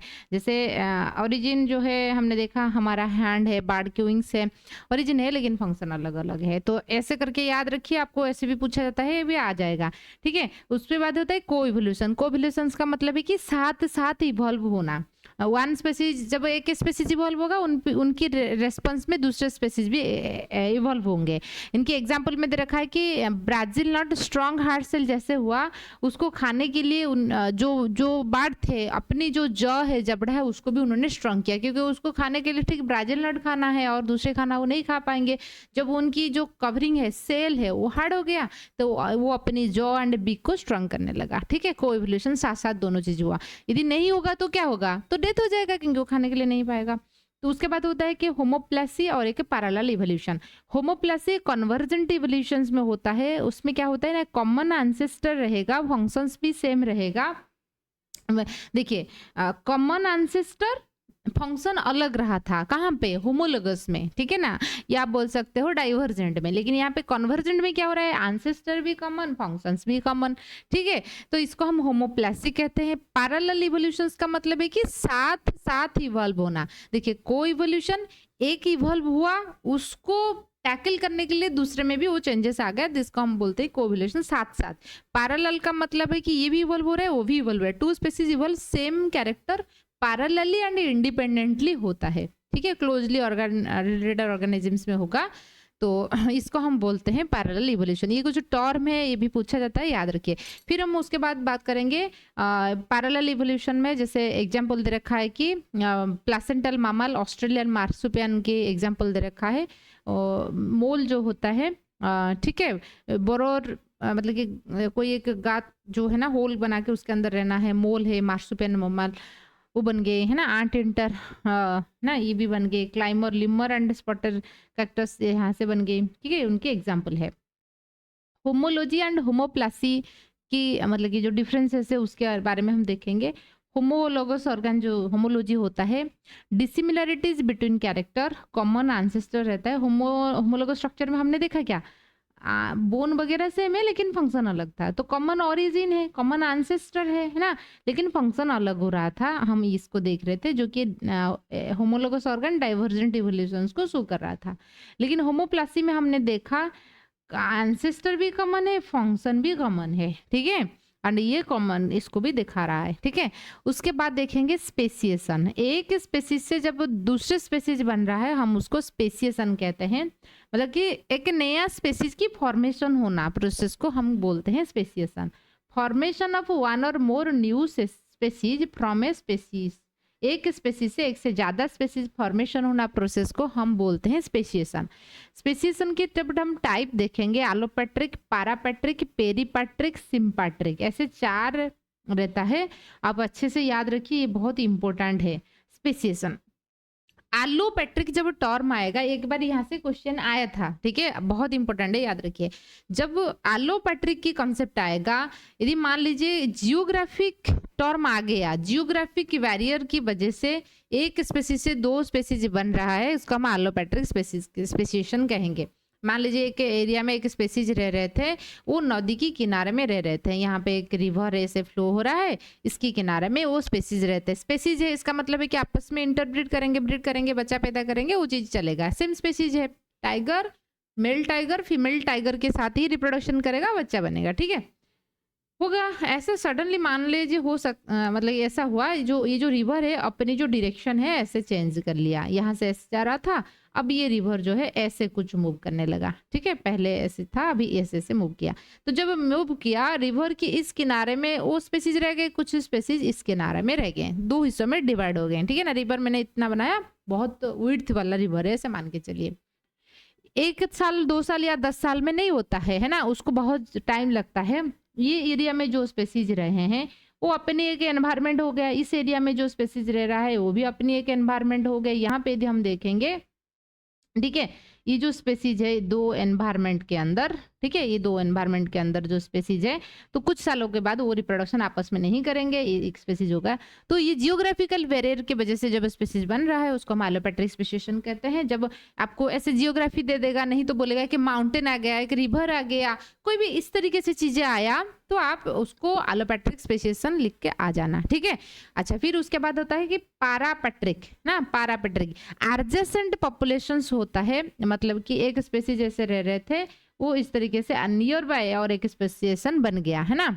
इसको उन्होंने बताने के लिए एक एग्जांपल दिए थे, जैसे एक माइनिंग एरिया है, जैसे आपकी सुकिंदा क्रोमाइट माइंस है, ठीक है, क्रोमाइट माइंस है, तो ऐसे माइनिंग एरिया आप समझिए, सुकिंदा क्रोमाइट माइंस है। क्रोमाइट तो एक ही एरिया में मिलता है उड़ीसा में, है ना, सुकिंदा जाजपुर में है, तो वही क्रोमाइट माइंस एरिया है मान लीजिए, है ना। अच्छा, तो यहाँ पे कुछ प्लांट्स ऐसे ग्रो कर रहे थे, कुछ प्लांट थे, मान लीजिए कुछ ऐसा लीकेज हुआ, क्रोमाइट कुछ भी है ना, ऐसा कुछ लीकेज हुआ। ये जो लीकेज हुआ, ये प्लांट जो होते हैं, मान लीजिए ये फरवरी में सब फ्लावरिंग कर रहे थे सारे प्लांट, तो कुछ लीकेज हुआ, लीकेज को सही करने के लिए लीकेज इतना तक आ गया था, क्लियर हुआ, इतना तक वो आ गया था। आपको क्या हाइपोथेटिकल सिचुएशन बताती हूँ, क्योंकि ऐसे सिचुएशन देकर ही एग्जाम्पल आएगा। यहाँ तक वो आ गया, तो ये जो माइक्रो न्यूट्रिएंट की वजह से इस प्लांट में कुछ बदलाव आ जाएगा, मतलब फ्लावरिंग टाइम मान लीजिए पहले से फरवरी था, अब वो हो जाएगा क्या, अब मई हो जाएगा। क्या आप मुझे बताइए, ये जो फ्लावर है, जो नियर बाई फ्लावर में तो वो जो लीकेज था, जो माइनिंग एरिया था, जो माइक्रो न्यूट्रिएंट जो एनवायरनमेंट में था, वहां तक तो नहीं गया, फिर जो कंपनी है, ठीक है ना, उसको सही कर लिया। तो ये जो प्लांट है ये तो फरवरी में अपनी रिप्रोडक्शन करेंगे जैसे पहले कर रहे थे, लेकिन यहाँ पे बदलाव होने की वजह से ये अभी मई में फ्लावरिंग होगा, तो आप समझ सकते हो कि फ़ेब्रुअरी में फ्लावरिंग और दूसरे में मई में मैच्योर हो रहा है, कैसे रिप्रोडक्शन होगा? रिप्रोडक्शन नहीं हो पाएगा। तो ये नियर बाय पॉपुलेशंस में ये एक स्पेसीज बन गया, ये उसके साथ जो मई में रिप्रोडक्शन फ्लावरिंग करेंगे उस प्लांट के साथ ही तो रिप्रोडक्शन करेगा, और ये लोग जो फ़ेब्रुअरी में फ्लावरिंग करेंगे उसके साथ रिप्रोडक्शंस करेंगे। तो इसलिए क्या हुआ, नियर बाय मतलब कि पारा का मतलब होता है कि पारा पड़ोसी, याद रखिए, पारा से पड़ोसी याद रखिए, पड़ोसी, ऐसे नियर बाय एक स्पेसीज से नियर बाय एरिया में और एक स्पेसीज बन गया, ठीक है। अच्छा, तो फिर वो कहता है पेरी, पेरीफेरी मतलब कि सराउंडिंग में आप ऐसे बोल सकते हो, मतलब कि यहाँ पे कोई बाउंड्री शेयर नहीं होगा, एकदम बाउंड्री अलग हो जाएंगे। उसको समझाने के लिए मैं के पापा की एग्जाम्पल ली थी। एक फादर है, उनका 4 बेटा थे, एक अमेरिका में सेटल हो गए, मान लीजिए उड़ीसा में उनकी घर है, भुवनेश्वर में उनकी घर है, वो 4 बेटा थे, एक अमेरिका चला गया, मतलब कि वो एलोपैट्रिक स्पेसिएशन हो गया, अमेरिका जाएगा तो उसको मतलब कि बहुत सारे ओशन हिल वगैरह वो सारे ट्रैवल कर, मतलब कि फ्लाइट में हालांकि जाएगा, लेकिन जियोग्राफिकल तो एक बैरियर आ गया। और कोई एक जाके दिल्ली में सेटल हो गया, मान लीजिए है ना, दिल्ली में सेटल हो गया, और कोई भुवनेश्वर में, वही दूसरे मतलब कि जैसे मान लीजिए कोई दूसरे एरिया में है, और कोई अपने घर में है, लेकिन क्या कर रहा है, वो उनकी जो कुकिंग है अलग है, वो अपनी जो जो है ना सर, और एक बेटा है जो कि अपनी वो उनके अलग अलग कुकिंग है और उनकी भी अलग कुकिंग है ना। ऐसे भी होता है ना गांव में, मान लीजिए कि पापा रहते हैं तो वो अपनी उसके साथ रहता है, लेकिन ऐसा नहीं है, ठीक है। अच्छा, तो ये इस तरीके से होता है क्या ना, सिम्पैट्रिक स्पेसिएशन, साथ में रहेंगे लेकिन स्पेसीज अलग अलग होता है। तो पेरीपैट्रिक स्पेसिएशन में बात करेंगे, न्यू आइसोलेटेड नीश होता है, हैविंग सेपरेट बाउंड्री। पेरीपैट्री, पेरी का मतलब है कि सेपरेट, जैसे पता है कि वही भुवनेश्वर में रहते हैं लेकिन अलग, जैसे मान लीजिए कोई आचार्य विहार में रह रहा है और कोई बरमुंडा में रहेगा, ठीक है, कुछ इस तरीके से नियर बाय में रहेंगे, लेकिन सिम्पैट्री में सेम घर में रहेंगे, ठीक है। तो यहाँ पे देखेंगे, ठीक है, तो पेरीपैट्री न्यू आइसोलेटेड नीच होगा, ठीक है, बाउंड्री सेपरेट रहेगा, याद रखिए। सिम्पैट्रिक में रहेगा सेम एरिया में रहेंगे, टेम्परल बिहेवियरल आइसोलेशन रहेगा, कुछ टाइम के लिए जो है अलग रहेंगे, मतलब कि बिहेवियरल सेपरेट रहेंगे, तो नया स्पेसीज बन जाएगा, ठीक है। स्पेसिएशन फैक्टर मतलब कि स्पेसिएशन करवाने के लिए, नया स्पेसीज बनाने के लिए कौन सी फैक्टर है, एक तो म्यूटेशन रहेगा, म्यूटेशन की वजह से होता है, ठीक है। Mutation sudden heritable changes, DNA के अंदर कोई भी चेंजेस आ जाएगा। म्यूटेशन रिकॉम्बिनेशन जो होता है कि जो कि क्रॉसिंग ओवर, सेक्सुअल रिप्रोडक्शन में क्रॉसिंग ओवर होने की वजह से होता है। एक तो होता है नेचुरल सिलेक्शन, जैसे मैंने पेरीपैट्रिक के बारे में आपको बताया कि ठीक है, एनवायरनमेंट में ये आ गया, टाइम अलग आ गया, ठीक है। जेनेटिक ड्रिफ्ट आगे चलकर हम बात करेंगे कि जेनेटिक ड्रिफ्ट क्या होता है, किस छोटे से आइसोलेटेड पॉपुलेशंस में कैसे होता है। अनयूप्लॉइडी, पॉलीप्लॉइडी, ये क्रोमोसोमल एबरेशन में हमने जेनेटिक्स में देखेंगे, क्रोमोजोम की सेट में चेंज होना, ठीक है, नंबर में चेंज होना, आइसोलेशन, कुछ स्पेसीज को कुछ टाइम के लिए आइसोलेट अलग रखोगे तो हो जाएगा। रिसोर्स में होता है, इंटरेक्शंस होता है, ठीक है। अच्छा, तो हम देखेंगे जो टेम्परल आइसोलेशंस होता है, जो ठीक है ना, आइसोलेशन टाइम के अकॉर्डिंग होता है। एक होता है जब टाइम अकॉर्डिंग, जैसे मैंने बात किया कि एक फ्लावरिंग, दोनों सारे स्पेसीज जो थे फरवरी में फ्लावरिंग कर रहे थे तो आपस में रिप्रोडक्शन हो रहा था, लेकिन एक मई में फ्लावरिंग करेगा, दूसरा फरवरी में फ्लावरिंग करेगा, तो रिप्रोडक्शन कैसे होगा, टाइम के डिफरेंसेस आ गया। तो अगर when two population mate at a different time तो नया स्पेसीज बनने के चांसेस होता है। Hybrid there infertile in nature होता है, ठीक है। टेम्पो ऑफ आइसोलेशन, एक होता है ग्रेजुअलिज्म, एक होता है पंक्चुएटेड इक्विलिब्रियम, मतलब कि आइसोलेशन होना कि एक होता है ग्रेजुअली मतलब कि आहिस्ता आहिस्ता, है ना, स्लोली स्लो स्पेसिएशन होता है। ये बोल रहा है कि स्लोली स्पेसीज जो होते हैं आपस में क्या करेंगे ना, अलग अलग होते रहेंगे और फाइनली एक नया स्पेसीज में बन जाएगा। मतलब आपके दिमाग में ये होना चाहिए कि जो डार्विन थे उनका जो इवोल्यूशन कैसे हुआ है उसको समझाने के लिए कुछ चीज़ें बताए थे। जैसे कि उन्होंने कहना है कि फिश तो थे, फिश से एम्फीबिया कैसे बन गई, एम्फीबिया से फिर रेप्टाइल कैसे बन गई, ठीक है, वो चीज़ें उन्होंने बताया कि ग्रेजुअली हो रहा है, कुछ चीज़ें एक्युमुलेट हुआ एक टाइम में आया, सडनली एम्फीबिया से रेप्टाइल बन गई, ठीक है। तो ये इस कहने की मतलब वही है, स्लो स्पेसिएशन होता है। वर्क ऑन लार्ज पॉपुलेशन, जो कि ऐसा नहीं कि एक मतलब कि पॉपुलेशन एक स्पेसीज में कोई बदलाव आ गया आप उसको इवोल्यूशन बोलोगे, ऐसा नहीं है। पूरा का पूरा पॉपुलेशन में जब चेंजेस आएगा उसको हम इवोल्यूशन बोलेंगे, है ना। मान लीजिए अब मेरे अंदर कोई चेंजेस आ गया, हम बोलेंगे इवोल्यूशन हो गया, नहीं, पूरा ह्यूमन में जब चेंजेस आएगा तो तभी हम उसको इवोल्यूशन बोलेंगे। बोल रहा है कि स्लोली एक्युमुलेट हुआ, उसके बाद चेंजेस आ गया। विंग साइज उन्होंने बताया कि पहले छोटा था, एक्सट्रीम स्मॉल, फिर वेरी स्मॉल, इस तरीके से। पंक्चुएटेड का मतलब है कि सडनली हो गया। एक पंक्चुएशन मार्क होता है ना, एक्सप्लेनेटरी मार्क जैसे हम यूज करते हैं, punctuated. Most species little net evolutionary changes तो शो करते हैं। Geographical history remaining are the extended static रहते हैं उसके बारे में, ठीक है। उसके बाद देखेंगे सेक्सुअल सिलेक्शन।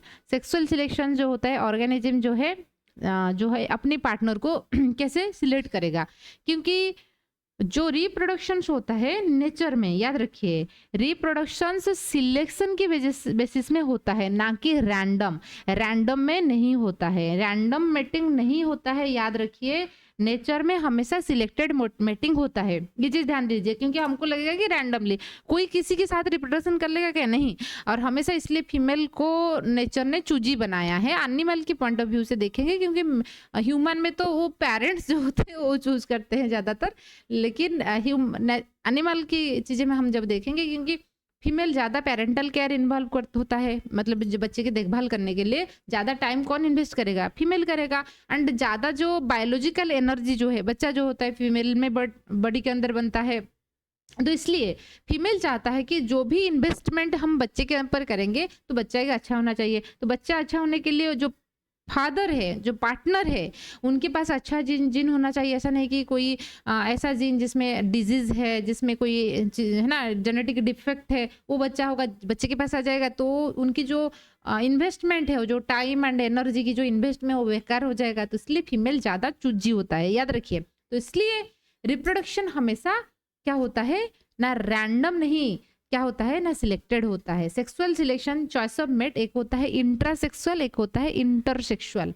देखिए इंट्रा, ठीक है, इंट्रा का मतलब है कि सेम, इंटर का मतलब होता है कि डिफरेंट, ठीक है, विद इन द सेक्स, मतलब कि मेल एंड मेल के बीच, दो मेल के बीच में कंपटीशन होगा। ये बोलेगा ये इसके साथ रिप्रोडक्शन करेगा, मतलब कॉपुलेशन करेगा, वो बोलेगा उसके साथ कॉपुलेशन करेगा।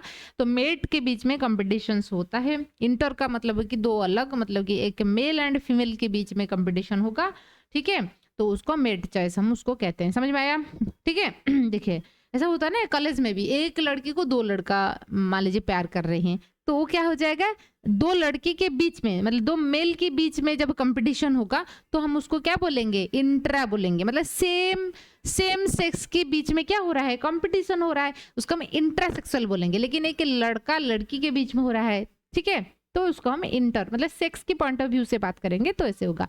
बेटर रिप्रोडक्टिव सक्सेस होने के लिए सेक्सुअल सिलेक्शन क्यों होता है, क्योंकि जैसे मैंने बात किया, जो भी बच्चा बनेगा वो अच्छा खासा हो जाना चाहिए, क्योंकि मम्मा बहुत ज़्यादा टाइम दे रही है, इसलिए it is not similar to the natural selection. क्योंकि ये बात कहने की मतलब ये है, डार्विन ने तो बताया कि जो कैरेक्टर ऑर्गेनिजम्स को जिंदा रहने के लिए फेवर करेगा वही कैरेक्टर नेक्स्ट जनरेशन को चला जाएगा। जो कैरेक्टर एक ऑर्गेनिजम्स को मतलब जिंदा रहने के लिए हेल्प नहीं कर रहा है, वो कैरेक्टर नेक्स्ट जनरेशन को नहीं जाएगा। तो इनमें से एक एग्जाम्पल होता है क्या, आपकी जैसे जो पिकॉक है ना, पिकॉक की जो पूंछ है, जो वो जो फैलाता है ना, पूंछ फैला के ऐसे डांस करता है ना पिकॉक, मेल पिकॉक, वो मेल है, ठीक है, फीमेल नहीं, मेल है। वो क्यों करता है, क्योंकि उनकी जो पार्टनर है फीमेल पिकॉक, वो पिकॉक को मतलब कि चॉइस करता है जिसके पास वो अच्छा खासा पूंछ है ना, प्लीम्यूज है, ठीक है। अच्छा, लेकिन वो जो प्लीम्यूज की वजह से क्या होता है ना, कोई भी मान लीजिए पिको को खाने के लिए कोई प्रेडेटर आएगा, उसको आसानी से पकड़ लेगा, क्योंकि जितना ज़्यादा पूछ, जितना बड़ा पूछ है, वो उनकी जो स्पीड है, रनिंग करने की जो स्पीड है, थोड़ा लेस हो जाएगा। तो ये इनकी वजह से क्या हो रहा है, उनकी जो जिंदा रहने की चांसेस लेस होता है। फिर भी नेचर क्यों उसको मतलब बढ़ावा देता है, क्यों वो जो पूछ है प्रेजेंट है, क्योंकि उसमें प्लीम्यूज रहने की वजह से, यानी कि जो लंबे पूंछ रहने की वजह से उनको रिप्रोडक्शंस मिलता है। एंड हर कोई ऑर्गेनिज्म चाहता है कि रिप्रोडक्शंस करे, बच्चा बने, ताकि अपने जीन जो है नेक्स्ट जनरेशन को चला जाए। ये बोलेगा अच्छा हालांकि डेथ हो जाएगा लेकिन बच्चा तो बन जाएगा, जीन तो आगे जनरेशन को चला जाएगा। तो इसलिए जो डार्विन की जो कहना था कि जो ऐसा कैरेक्टर जो स्प्लिट करने के लिए ऑर्गेनिजम्स को रहता है, वही कैरेक्टर नेक्स्ट जनरेशन को ट्रांसफर होता है। उसमें एक एक्सेप्शन है जो कि सेक्सुअल सिलेक्शन की वजह से। कुछ कैरेक्टर ऑर्गेनिजम्स में ऐसे होते हैं जो उसको जिंदा रहने के लिए, यानी कि फिट करने के लिए एडवांटेजेस प्रोवाइड नहीं करता है, लेकिन वो प्रेजेंट है। क्यों? क्योंकि वो सेक्सुअली उनको मतलब कि कॉस्ट देता है। जिसको हम हैंडीकैप थ्योरी भी कहते हैं। जावेद उनको बताए थे, उनका ये कैरेक्टर जो था पॉजिटिवली यूजफुल होता है, कॉस्टली होता है ये कैरेक्टर, क्योंकि कॉस्ट क्या दे रहा है, उनकी लाइफ, ठीक है ना। मतलब उसको प्रेडेटर पकड़ लेगा तो डेथ हो जाएगा, फिर भी वो प्रेजेंट है, वो कॉस्टली कैरेक्टर होता है, कॉस्ट मूल्यवान हम बोलते हैं, ठीक है ना। रिड्यूसेस द सर्वाइवलिटी, जैसे मैंने आपको बात की, ये एग्जाम्पल है। तो उसके बाद सेक्सुअल सिलेक्शंस की जो होता है, गुडनेस मॉडल होता है, कौन सी कैरेक्टर उनको कितना कितना अच्छा चीज प्रोवाइड कर रहा है ना। तो ये चीज के बारे में हमने देखा। फिर उसके बाद देखेंगे आपकी रेड क्वीन हाइपोथेसिस भी एक है, मतलब कि ये तो नहीं है, फिर हम देखेंगे, ठीक है। अच्छा, सेक्सुअल सिलेक्शंस की मैकेनिज्म्स जब देखेंगे, देखिए सेक्सुअल सिलेक्शन की मैकेनिज्म किस तरीके से होता है। एक होता है directional selection that act on genetically variable organism, phenotypic trait that affect the reproductive success the individual of a particular sex. तो सेक्सुअल सिलेक्शंस में क्या होता है ना, सिलेक्शंस तो होना चाहिए किसके साथ मेटिंग करेगा, है ना, म्यूटेशंस नहीं होना चाहिए, है ना। देखिए कुछ होता है प्री मेटिंग सेक्सुअल सिलेक्शन, कुछ होता है पोस्ट मेटिंग, मतलब मेटिंग करने से पहले जो हमने बताया ना, रिप्रोडक्शन या मेटिंग कभी भी रैंडम नहीं होता है, हमेशा सिलेक्टेड होता है, सिलेक्टिव मेटिंग होता है, पार्टनर किसको चूज करेगा वो सिलेक्ट करके। मेटिंग करने से पहले कुछ सिलेक्शंस होता है, मेटिंग के बाद भी कुछ होता है। देखिए प्री मेटिंग सिलेक्शंस में आएगा selection for species recognition, female mate with own species.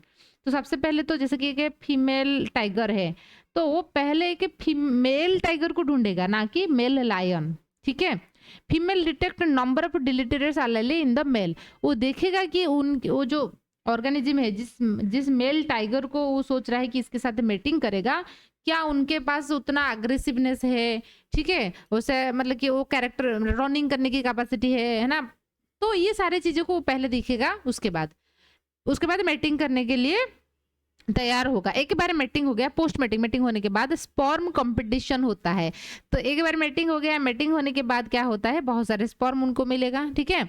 तो यहाँ पे है ना पॉलीएंड्रोस स्पेसीज, यहाँ पे large sperm, faster swimming sperm. तो इसके बाद क्या होता है, स्पर्म के बीच में भी कंपटीशन होता है, वो तो ह्यूमन में भी होता है, क्योंकि मिलियन ऑफ स्पर्म जाएगा, फर्टिलाइजेशन तो एक ही करता है, ठीक है। अच्छा, अब हम देखेंगे प्री जाइगोटिक आइसोलेशन मैकेनिज्म, ठीक है। जाइगोट बनने से पहले प्री जाइगोटिक आइसोलेशन मत, जाइगोट कब बनेगा, जब स्पर्म एंड ओवम फ्यूज करेंगे तभी तो जाइगोट बनेगा, ठीक है। अच्छा, तो प्री जाइगोटिक, जाइगोट होने से पहले इसका मतलब है कि जब क्या है मेटिंग नहीं हुआ है, उसकी बात भी हम कर सकते हैं। टेम्परल आइसोलेशन, जैसे टाइम के अकॉर्डिंग, एक प्लांट में अगस्त में फ्लावरिंग हो रहा है, एक में फरवरी में हो रहा है, तो टाइम बैरियर आ गया तो नहीं हो पाएगा। Ecological isolation, when two species inhabit similar region but occupy different habitat, मतलब कि डिफरेंट हैबिटेट में रहा है दो अलग अलग स्पेसीज, तो भी वो रिप्रोडक्शन नहीं कर पाएंगे।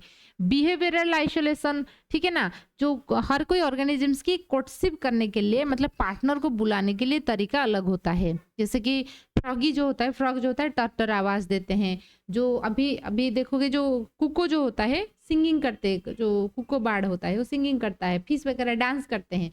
तो वो जो कर्सिव बिहेवियर है वो डिफरेंट ऑर्गेनिजम्स की डिफरेंट होता है। तो जैसे टॉटर आवाज होगा क्रो किसकी, एम्फीबिया की, वो कौन जा पाएगा, ठीक है, वो जा पाएगा आपकी क्या, उनकी मेल पार्टनर ही जाएगा, ठीक है। तो सॉरी फीमेल पार्टनर ही जाएगा। तो इसलिए ये बिहेवियरल आइसोलेशन भी होता है। मैकेनिकल आइसोलेशन, कुछ ऑर्गेनिजम्स होते हैं अपनी उनका जो जेनिटलिया ऑर्गन होता है अपनी स्पेसीज के साथ भी फिट होगा, कोई दूसरे स्पेसीज के साथ फिट नहीं हो पाएगा। तो इसलिए जाइगोट बनने से पहले, या आप बोल सकते हो मेटिंग होने से पहले भी ये तरीका होता है कि एक ऑर्गेनिज्म दूसरे ऑर्गेनिज्म से कि वो रिप्रोडक्शन नहीं करते हैं। पोस्ट जाइगोटिक, मान लीजिए किसी भी वजह से मेल स्पर्म एंड ओवम को आपने फ्यूज किया या मेटिंग हो गया किसी भी वजह से, ठीक है। क्योंकि हम लोग क्या करते हैं, हम लोग म्यूल बनाते हैं, आपने ये चीज पढ़ा होगा, खच्चर। म्यूल कैसे बनता है, डोंकी एंड हॉर्स की स्पर्म एंड ओवम को मिला के हम क्या बनाते हैं, म्यूल, खच्चर बनाते हैं। लेकिन पोस्ट जाइगोटिक, आपने क्या किया, डोंकी एंड हॉर्स की स्पर्म ओवम ला के फ्यूज किया तो जाइगोट बन गया। पोस्ट जाइगोट बनने के बाद भी क्या क्या चांसेस होता है, देखिए, एक होता है हाइब्रिड इनवायबिलिटी, क्योंकि वो अलग अलग स्पेसीज की है, डोंकी एक अलग स्पेसीज है, हॉर्स एक अलग स्पेसीज होता है। Hybrid are produce but fail to develop reproductive maturity, तो इसको हम हाइब्रिड इनवायबिलिटी कहते हैं, एक हाइब्रिड इनफर्टिलिटी कहते हैं। म्यूल जो होता है हाइब्रिड इनफर्टिलिटी में आएगा, और एक होता है हाइब्रिड ब्रेकडाउन होता है। तो यहाँ पे क्या होता है तो कुछ होता है हाइब्रिड इनवायबिलिटी का मतलब होता है कि स्पर्म ओवम का फ्यूजन हो गया, तो ये ऑर्गेनिजम्स तो बन गया लेकिन ये सेक्सुअली मैच्योर नहीं हो पाएगा, ठीक है। हाइब्रिड इनफर्टिलिटी में क्या होगा, वो तो पूरा का पूरा ऑर्गेनिज्म बन जाएगा लेकिन वो बच्चा पैदा नहीं कर पाएगा, स्टीराइल हो जाएगा, ये स्टीराइल हो जाएगा। इनमें सेक्सुअल मैच्योरिटी ही नहीं आया, जैसे कि जो लार्वल स्टेज है वही लार्वल स्टेज में रह जाएगा, अडल्ट नहीं बन पाएगा। इसको हम हाइब्रिड इनवायबिलिटी कहते हैं। Hybrid breakdown, F1 hybrid fertile but fast, एक जनरेशन में फर्टाइल आ जाएगा, सेकंड जनरेशन में और फर्टाइल नहीं आएगा। क्योंकि स्पेसीज हम तब कहेंगे जब वहां से दो ऑर्गेनिजम्स के बीच में रिप्रोडक्शन होगा, जो बच्चा पैदा होगा उनका भी रिप्रोडक्शन कैपेसिटी रहेगा, तभी हम उसको क्या कहेंगे, स्पेसीज कहेंगे, ठीक है। तो why female prefer certain phenotypic character, क्यों फीमेल प्रिफर करता है कुछ कैरेक्टर को, क्योंकि उनको डायरेक्ट बेनिफिट मिलता है कुछ कैरेक्टर की वजह से। जैसे कि कुछ मेल जो होते हैं अपने टेरिटोरियल बिहेवियर शो करते हैं, एक एरिया एक इलाका ले लेते हैं, उसमें उनकी है ना पार्टनर फीमेल पार्टनर रहेगा, कोई दूसरा आएगा तो बाहुबली सास ओके उसको प्रोटेक्ट करेगा, ठीक है ना। कुछ डायरेक्ट बेनिफिट होता है, कुछ नुपटियल गिफ्ट होता है पार्टनर को, ठीक है, मतलब कि उसको डिफेंड करने के लिए या इम्प्रेस करने के लिए कुछ गिफ्ट भी वो प्रोवाइड करते हैं, वो डायरेक्ट बेनिफिट होता है। एंड और दूसरा बेनिफिट होता है बच्चा अच्छा खासा बनेगा, वो भी आगे चलकर वो भी वैसे ही बनेगा। तो इसलिए ये फीमेल को कुछ चीज़ें होता है, गुडनेस, मेल कैरेक्टर सारे इंडिकेटर गुडनेस, ठीक है ना, सेंसोरी बायस, सेंसोरी ड्राइव होता है, इस वजह से फीमेल ज़्यादा चूजी होता है ना। डायरेक्ट बेनिफिट खुद को मिल रहा है, उसके बाद बच्चा को मिल रहा है, प्रोटेक्शन मिल रहा है, तो इसलिए ठीक है। अच्छा, दिल पे मत लीजिए, दिमाग पे लीजिए, ठीक है। अच्छा, तो उसके बाद देखेंगे सेक्सुअल सिलेक्शन जो है ये तो हो गया, मतलब कि कुछ, उसके बाद देखेंगे वेरिएशन। वेरिएशन जो होता है, कुछ वेरिएशन का मतलब है कि वेराइटी, आपको जो नेचर में वेराइटी, आप बोलोगे अच्छा बार्ड्स है, फिर बार्ड्स में भी तो वेराइटी है ना, ऐसा तो नहीं कि बार्ड सारे बड़े एक ही जैसे होते हैं। तो जो वेरिएशंस होता है हेरिटेबल नॉन हेरिटेबल वेरिएशन, कुछ वेरिएशन हेरिटेबल होते हैं, कुछ नॉन हेरिटेबल, कुछ न्यूमेरिकल होता है चेंज, जैसा पता लग जाएगा। कैरेक्टरिस्टिक सोमेटिक या जर्मिनल वेरिएशन हो सकता है, मतलब सोमेटिक सेल में भी वेरिएशन आएगा, जर्म सेल में भी आएगा। कुछ कंटिन्यूस होता है, कंटिन्यूसली आपको देखने को मिलेगा, कुछ सडनली अपेयर हो जाएगा, डिसकंटिन्यूस भी होता है, ठीक है। तो इस तरीके से है। फिर हम देखेंगे जो वेरिएशंस के बारे में, ये तो हो गया। अच्छा, नेक्स्ट बात करेंगे, हाँ वेरिएशन, ये चीज़ हम देखेंगे कहाँ, ये हम देखेंगे जब एनिमल बिहेवियर देखेंगे वहाँ पे देखेंगे, क्योंकि वहाँ पे मोनोगामी पॉलीगामी की बात आता है उसमें। अब थोड़ा हम हार्डी विनबर्ग के बारे में देखेंगे, क्योंकि ये बहुत इंपॉर्टेंट है, हर साल क्वेश्चन आता है, हर साल, ऐसा कोई भी ऐसा साल नहीं है कि यहाँ से क्वेश्चन नहीं आया था।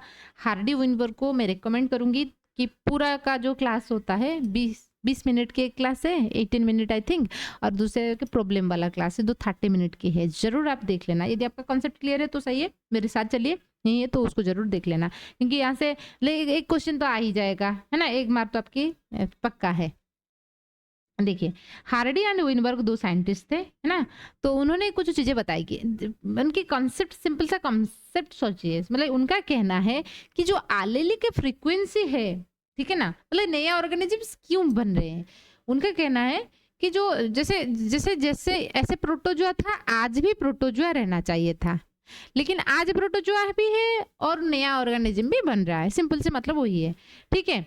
तो उस टाइम पे प्रोटोजोआ था, आज भी प्रोटोजोआ है। ये चीज कब पॉसिबल है, जब एनवायरमेंट में उन्होंने कुछ चीजें बताए थे, कोई भी म्यूटेशन नहीं होगा, तो आज भी प्रोटो, उस टाइम पे भी प्रोटोजोआ, आज भी प्रोटोजोआ रहना चाहिए, तब पॉसिबल रहेगा जब कोई भी म्यूटेशन नहीं होगा, इवोल्यूशन नहीं होगा, मेटिंग नहीं होगा, सेक्सुअल रिप्रोडक्शन नहीं होगा, ये सारी चीजें कुछ नहीं होगा, तब प्रोटोजोआ प्रोटोजोआ होके रहेंगे। क्लियर हुआ, ठीक है। Allele frequency generation to generation constant रहेगा, कब रहेगा, जब ये कंडीशंस है। तो ये जो 4-5 चीजें हैं, उसको आपको क्या करनी है, लेकिन याद रखनी है। आपको ये स्टेटमेंट से भी क्वेश्चन आता है, उसके बाद प्रॉब्लम, ठीक है। देखिए, assumption where there is no change in allelic genotype frequency, कब होगा? नो ऑटोजोमल वेरी assumptions, हाँ, जब ऑर्गेनिज्म हप्लॉइड, ठीक है ना, ऑर्गेनिज्म हप्लॉइड एंड आसेक्सुअली प्रोड्यूस करेंगे तो, है ना, small population, non random mating, natural selection, mutation, ये सारी चीज नहीं होगा, माइग्रेशन नहीं होगा, म्यूटेशन नहीं होगा, नेचुरल सिलेक्शन नहीं होगा, नॉन मतलब कि मेटिंग जो होता है रैंडम नहीं, सिलेक्टिव मेटिंग होता है, ठीक है ना, ये रैंडम मेटिंग, ये बोल रहे कि रैंडम मेटिंग होगा तो नॉन रैंडम मेटिंग नहीं होना चाहिए, बड़ा सा छोटा पॉपुलेशन है ना, number of male and female are not same होना चाहिए। और तो ये जो अजम्पशंस है, यदि ये अजम्पशंस रहेगा, ठीक है, तो यदि माइग्रेशंस नहीं होगा, म्यूटेशंस नहीं होगा, तो उस टाइम पे भी प्रोटोजोआ था, आज भी प्रोटोजोआ रहेंगे और कई चीज नहीं बनेंगे। लेकिन नेचर में ये सारी चीजें होता है, म्यूटेशन होता है, म्यूटेशन तो आप चल रहे हो, ठीक है ना, यूवी रेडिएशन की वजह से, एक्सरे की वजह से, है ना, हम खाना खा रहे, कुछ केमिकल्स वगैरह, कुछ भी वजह से म्यूटेशन तो होता रहता है। तो नेचर में ये चीज होता है, इसका मतलब है कि नेचर में ये चीज होता है। तो उन्होंने क्या किया, एक लैब के अंदर ये सारे चीजें किया, ये जो चीजें बताया ना, म्यूटेशन, कुछ भी म्यूटेशन नहीं किया, छोटा सा पॉपुलेशन लिया, कुछ माइग्रेशन कुछ भी नहीं किया। उन्होंने देखा कि एलीलिक फ्रीक्वेंसी मान लीजिए 5 था, फिर 10 साल के बाद वही 5 है, ठीक है। कहने की मतलब समझ में आ गया ना। उनका कहना है कि यदि वो चीजें जो है मेंटेन रहेगा तो कभी भी जो है चीजें नहीं होगा, समझ में आया। अच्छा तो उसके बाद देखेंगे small population size, more genetic drift, large population size, less genetic drift, ये चीज आ गया। तो थोड़ा प्रॉब्लम के बारे में देख लेंगे, आपको प्रॉब्लम करने की कुछ ट्रिक्स में बता देती हूँ ताकि आप चीजें समझ में आएगा। देखिए जब भी आपको क्वेश्चन आएगा, क्योंकि प्रॉब्लम यहाँ से आता है ना, देखिए ट्रिक फॉर सॉल्यूशन, कैसे आप सॉल्यूशन निकालोगे। देखिए आपको बोलेगा कि एक पॉपुलेशन है तो उसमें डोमिनेंट एलीली या तो पी ऐसे 0.4 दे देगा, क्यू कितना पूछेगा। तो उनकी जो फॉर्मूला था P plus Q is equal to 1 है, तो इसको यदि P प्लस क्यू दोनों की स्क्वायर ले लेंगे, 1 की स्क्वायर ले लेंगे तो वो भी 1 हो जाएगा, है ना, 1 की स्क्वायर भी तो 1 है। तो A प्लस बी की होल स्क्वायर की जो फॉर्मूला है a square plus 2ab plus b square, मतलब कि p square plus 2pq plus q square is equal to 1 होगा, क्योंकि 1 की स्क्वायर भी 1 है। तो ये जो चीज है इनकी जब हम स्क्वायर ले लेंगे, स्क्वायर हम क्यों लेते हैं, क्योंकि हमारे जो जीन है कुछ ऐसे जोड़ा में पाया जाता है, ठीक है ना। P plus Q is equal to 1 होता है डोमिनेंट, ये रिसेसिव होता है स्मॉल। तो genotype homozygous, homozygous dominant, homozygous recessive, heterozygous जब रहेगा ये 2pq या कैपिटल ए स्मॉल ए रहता है, ठीक है।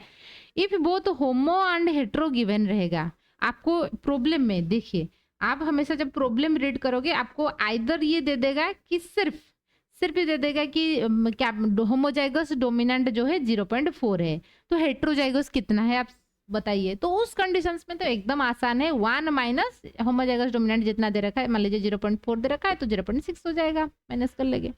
लेकिन प्रॉब्लम में जब भी मान लीजिए आपको ऐसा दे देगा कि होमो एंड हेट्रो, मतलब मान लीजिए ऐसे दे देगा कि होमोजाइगस डोमिनेंट 0.3 है, हेट्रोजाइगस 0.6 है, तो होमोजाइगस डोमिनेंट दिया था, होमोजाइगस रिसेसिव पूछा है। तो उस कंडीशंस में आप क्या करोगे, हाफ रूल, मतलब है कि जितना डोमिनेंट या रिसेसिव दे रखा है उतना ले लोगे, जो हेट्रोजाइगस दिया है उनकी हाफ ले लोगे, क्योंकि हेट्रोजाइगस एक ऐसा सिचुएशन है जिसमें डोमिनेंट भी है रिसेसिव भी है। तो आपको रिसेसिव मान लीजिए डोमिनेंट दिया है एंड हेट्रोजाइगस मान लीजिए डोमिनेंट दिया है, हेट्रोजाइगस भी दिया है, आपको स्मॉल ए पूछा है, तो उसको कैसे निकालोगे, इसको ले लोगे पर इनकी हाफ लोगे, क्योंकि यहाँ पे एक तो ये है ना, ठीक है। अच्छा तो ये ले लोगे तो आपका हो जाएगा, और divided by total number of progeny, ये भी आपको दिया रहेगा, ठीक है। तो इस तरीके से ट्रिक आपको लगानी है। और जब मान लीजिए सिर्फ एक दे रखा है, सिर्फ दे रखा है कि होमोजाइगस डोमिनेंट इतना है, आप बताइए हेट्रोजाइगस कितना है। जब ऐसा क्वेश्चन आएगा, मैं जो बोल रही हूँ जो समझिए अच्छे से, मान लीजिए सिर्फ दे रखा है कि सिर्फ डोमिनेंट दे रखा है या सिर्फ रिसेसिव दे रखा है ना, डोमिनेंट रिसेसिव दोनों नहीं दे रखा है, सिर्फ डोमिनेंट या सिर्फ रिसेसिव दे रखा है, तो उस कंडीशन में क्या करोगे, मान लीजिए सिर्फ डोमिनेंट दे रखा है तो आपकी 0.4 दे रखा है, तो आपका पहला काम क्या होना चाहिए, रिसेसिव को भी निकालना चाहिए। तो मतलब क्योंकि आपको ये चीज पता है ना P plus Q equal to 1 है, तो एक आपको पता है तो दो आप सेकेंड वन तो आप निकाल सकते हो ना। तो 1 माइनस कर लोगे तो 0.6 ये हो जाएगा। ठीक है, क्लियर है, हो जाएगा। तो ये जब हो जाएगा तो आप क्या करोगे, ये हो गया। तो हो जाने के बाद आपके पास p निकल गया, q निकल गया। क्या आपने 2pq नहीं निकाल पाओगे? तो p square plus q square plus 2pq करके यहाँ पे p के वैल्यू q की वैल्यू है ना, तो ऐसे कर लोगे है ना, 2 ऐसे कर लोगे, हो जाएगा इज इक्वल टू 1 करके इक्वेशन सॉल्व करोगे। कितना आसान है ना। ठीक है, जब दोनों रहेगा तो हाफ रूल निकालनी है, जब रहेगा तो ऐसे करना है। और ये assumptions जो है ये याद रखनी है। ठीक है, diploid and no male and female same autosomal gene very large size population होना चाहिए। ठीक है, क्योंकि ये assumption जो होता है उसको घुमा फिरा के क्वेश्चन पूछा जाता है। उसके बाद हम देखेंगे small population size more genetic drift, ये इसके बारे में, जेनेटिक ड्रिफ्ट के बारे में हम आगे देखेंगे। फिर देखेंगे ब्रीडिंग। एक होता है इनब्रीडिंग, एक होता है आउटब्रीडिंग। हाँ, इनब्रीडिंग में क्या होता है, जेनेटिकली रिलेटेड ऑर्गेनिजम्स में ब्रीडिंग होता है।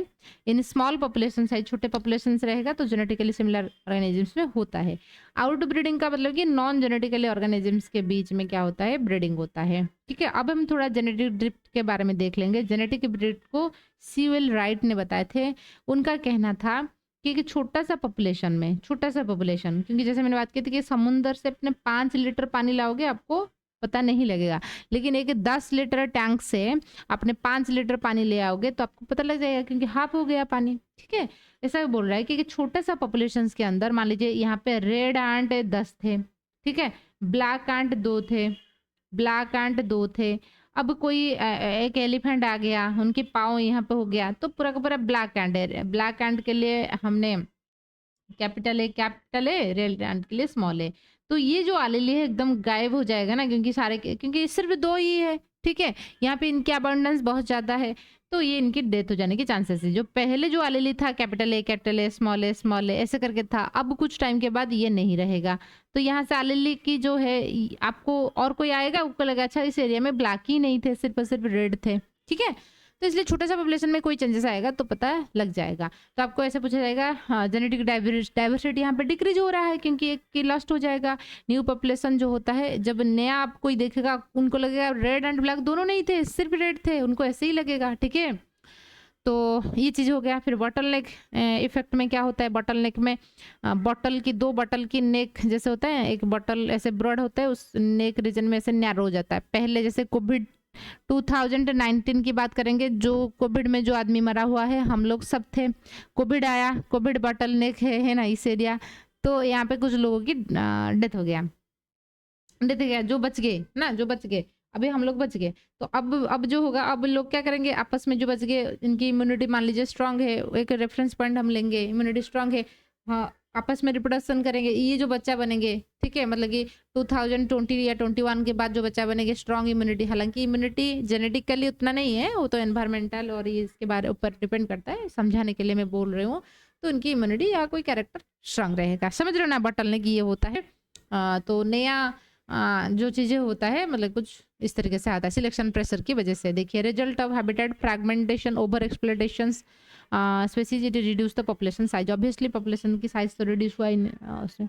फाउंडर इफेक्ट का मतलब है कि एक एरिया में ब्लू आइज लोग रह रहे थे, ब्लैक आइज लोग रह रहे थे एंड ब्राउन आइज लोग रह रहे थे।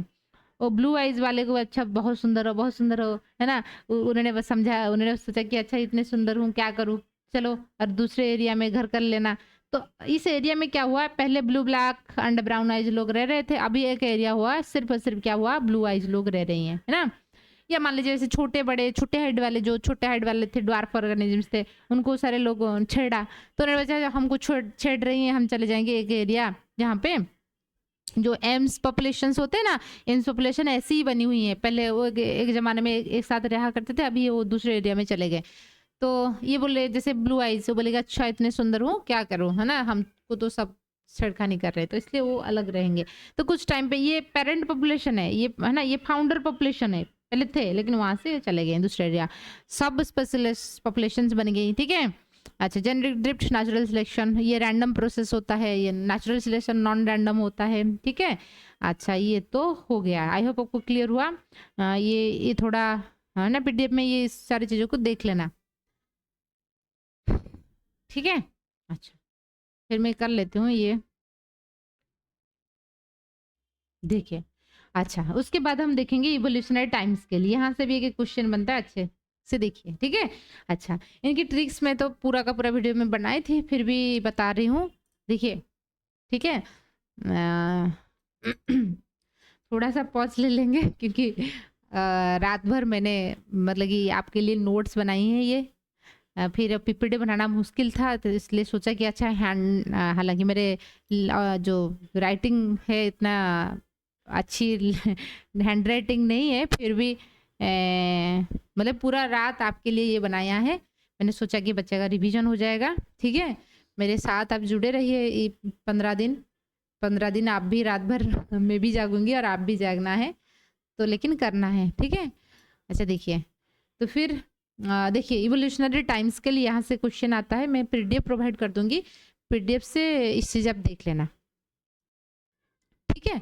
अच्छा देखिए, तो ये रहा, ठीक है। उसको कैसे याद रखनी है, देखिए जो जियोलॉजिकल टाइम स्केल है जो इम्पोर्टेंट है मैं थोड़ा आपको बता देती हूँ ताकि इम्पोर्टेंट जो है आपका याद रही। देखिए, तो हल्डे ने इवोल्यूशनरी टाइम स्केल में देखिए, तो कौन सी पीरियड जो है इम्पोर्टेंट है, जैसे कि डिवोनियन पीरियड, ये जो फिशेस होता है, ठीक है। हल्डे ने ओरिजिन ऑफ लाइफ, हल्डे ने आर्कियन बायोलॉजिकल, ठीक है ना, जो कार्बन सल्फर वगैरह ये सारे, प्रोटेरोजोइक, फिर हम देखेंगे यून, प्रीक्रैम्बियन, फेनेरोजोइक, ठीक है ना, ऐसे याद रखिए। देखिए सबसे पहले यून है, कैसे याद रखोगे, जैसे एक साल है, ठीक है ना, एक साल में सबसे पहले क्या होता है, 12 मंथ है, क्लियर हुआ। अच्छा, एक मंथ में 4 वीक है ना, 4.1 या 4.2 वीक होता है, 2 और 3, 7 इंटू 4 28, 3 और 4 है ना, 4.3 और फिर 4.4 डेज, तो वीक हो गया, 4 वीक ऐसे मान के चलिए, फिर उसके अंदर डेज होता है। ईयर के बाद हम बोलेंगे मंथ, मंथ के बाद वीक, वीक के बाद डे, ऐसे होता है। डे को और करोगे तो और आवर आ जाएगा, फिर मिनट आ जाएगा, सेकंड आ जाएगा, ऐसे टाइम के। तो इसलिए पूरा का पूरा जब से अर्थ में अर्थ बनी हुई है और उसमें लाइफ बनी हुई है, वहां से लेकर आज तक हम 2 ईयन में, जैसे ईयर होता है ईयन में हमने डिवाइड किया, एक होता है फेनेरोजोइक, एक होता है प्रीकैम्बियन। प्रीकैम्ब्रियन को अपने पीसी याद रखिए, फेनेरोजोइक को आप फोन याद रखिए।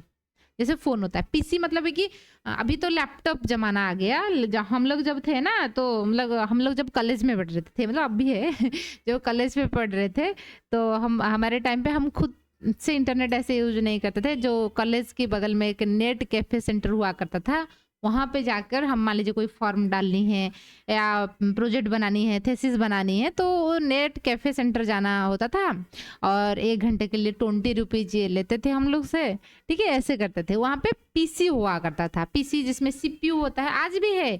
आप देखोगे जो कोई कंप्यूटर कोर्स करने के लिए डीसीए पीजीडीसीए वगैरह जो कोर्स करने के लिए आप लोग गए होंगे, देखा होगा, वो पीसी है, पीसी जमाना था।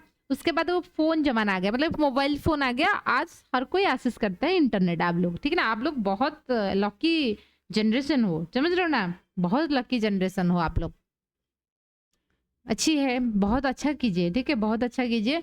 और सोचिए जो भी आपको कि एक कल या परसों मैंने एक एडवर्टाइजमेंट देखा था कि क्यों जो है ना मार्क जुकरबर्ग जो फेसबुक बनाया है ना, क्यों इंडिया में नहीं बना पाते हैं हम लोग, बहुत सारे चीज़ें जो है ना, मतलब कि इन्वेंशंस की चीज़ें में नहीं करते हैं। आप लोग भी मोबाइल है ना यूज़ कर रहे हो, उनका सिर्फ अपने कंज्यूमर ना बनकर कुछ प्रोड्यूसर कैटेगरी में आ जाना चाहिए, ठीक है ना, कुछ चीज़ें बनाना चाहिए, कुछ जैसे क्या है कोडिंग वगैरह या कुछ चीज़ें जो आजकल एआई आ गया, कुछ उसको सीखिए, है ना, क्योंकि सिर्फ ग्रेजुएशन करने के बाद भी आप जो है ना, ऐसा कोई स्किल आपके पास नहीं है कि आपको मंथली 50,000 या 30,000 के आसपास कुछ मिल जाएगा, ठीक है।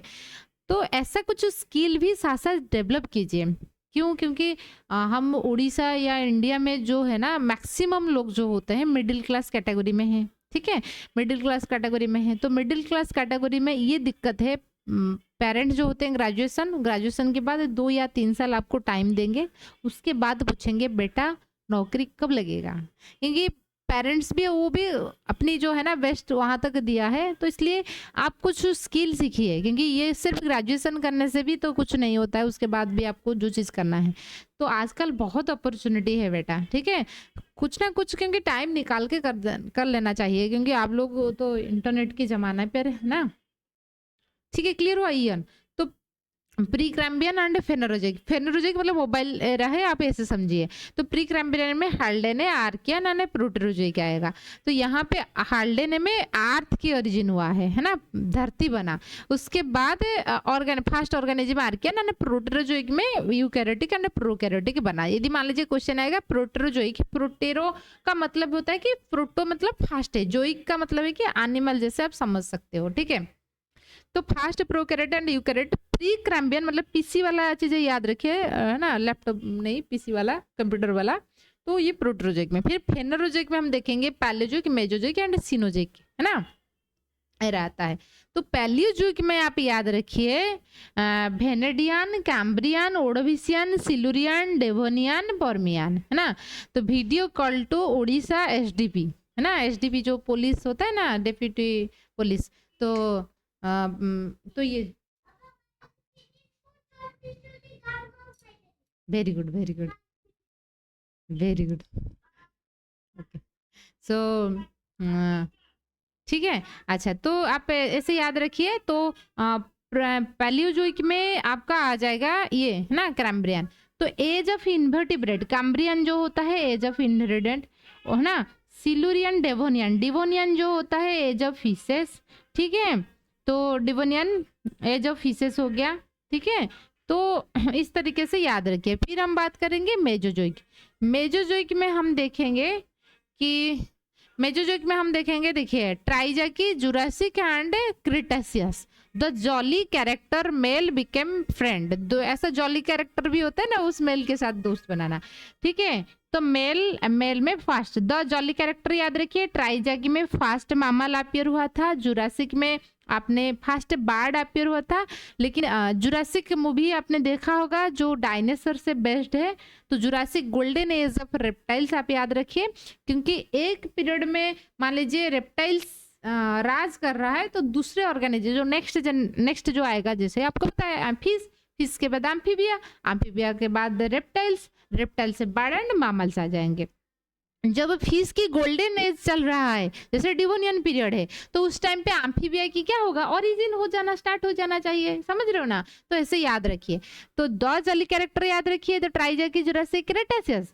ट्राइजैकी में फर्स्ट मामल बनी, जुरासिक में फर्स्ट बर्ड बनी, and Jurassic is the golden period of the reptiles, वहाँ पे डायनासोर बहुत अच्छा। फिर क्या है, क्रिटेशियस में फास्ट फ्लावरिंग प्लांट बनी। हालांकि फ्लावरिंग प्लांट आपको नहीं पूछे जाएगा, वो बॉटनी में आएगा, कोई सेंट्रल यूनिवर्सिटी कोरापुट वगैरह में आप दे रहे हो तो ये इंपॉर्टेंट है, ठीक है। तो सिनोजोइक में हम देखेंगे, सिनोजोइक में आपका क्वाटरनरी एंड टॉर्सियर आ रहा है। क्वाटरनरी में होलोसिन, प्लियोसिन, एंड टॉर्सियर में प्लियोसिन, मियोसिन, ओलिगोसिन, योसिन, ये आ रहा है ना। People of MP and HP, Madhya Pradesh and Himachal Pradesh याद रखिए। तो ठीक है, ऐसे करके क्लियर हुआ। अच्छा, ये देखिए, तो ये हो गया चीजें, देखिए। फिर उसके बाद देखेंगे ह्यूमन हिस्ट्री। ये भी इंपॉर्टेंट है, यहाँ से भी क्वेश्चन बनता है ना। पिछले साल बहुत सारे टाइम यहाँ से क्वेश्चन बना हुआ है। तो इसको बताने के लिए मैंने एक निमोनिक्स आपको बता दे। Please do remember apple has essential nutrient. P से पारापिथाकस, डू से ड्रायोपिथाकस, आर रामा, रिमेंबर से रामापिथाकस, ऑस्ट्रेलोपिथाकस, होमो यहाँ से हैज, होमो से होमो स्टार्ट होगा, होमो एबिलिस, होमो इरेक्टस, होमो निएंडरथाल, होमो फॉसिलिस, होमो ह्यूमन जो होता है होमो सापियंस। ये निमोनिक्स याद रखोगे तो ये आपको याद हो जाएगा, ठीक है ना।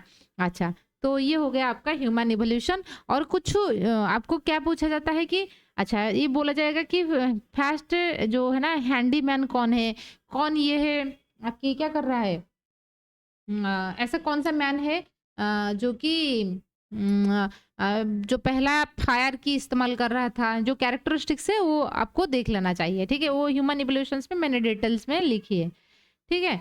अच्छा, अब ये हो गया आपकी चीजें।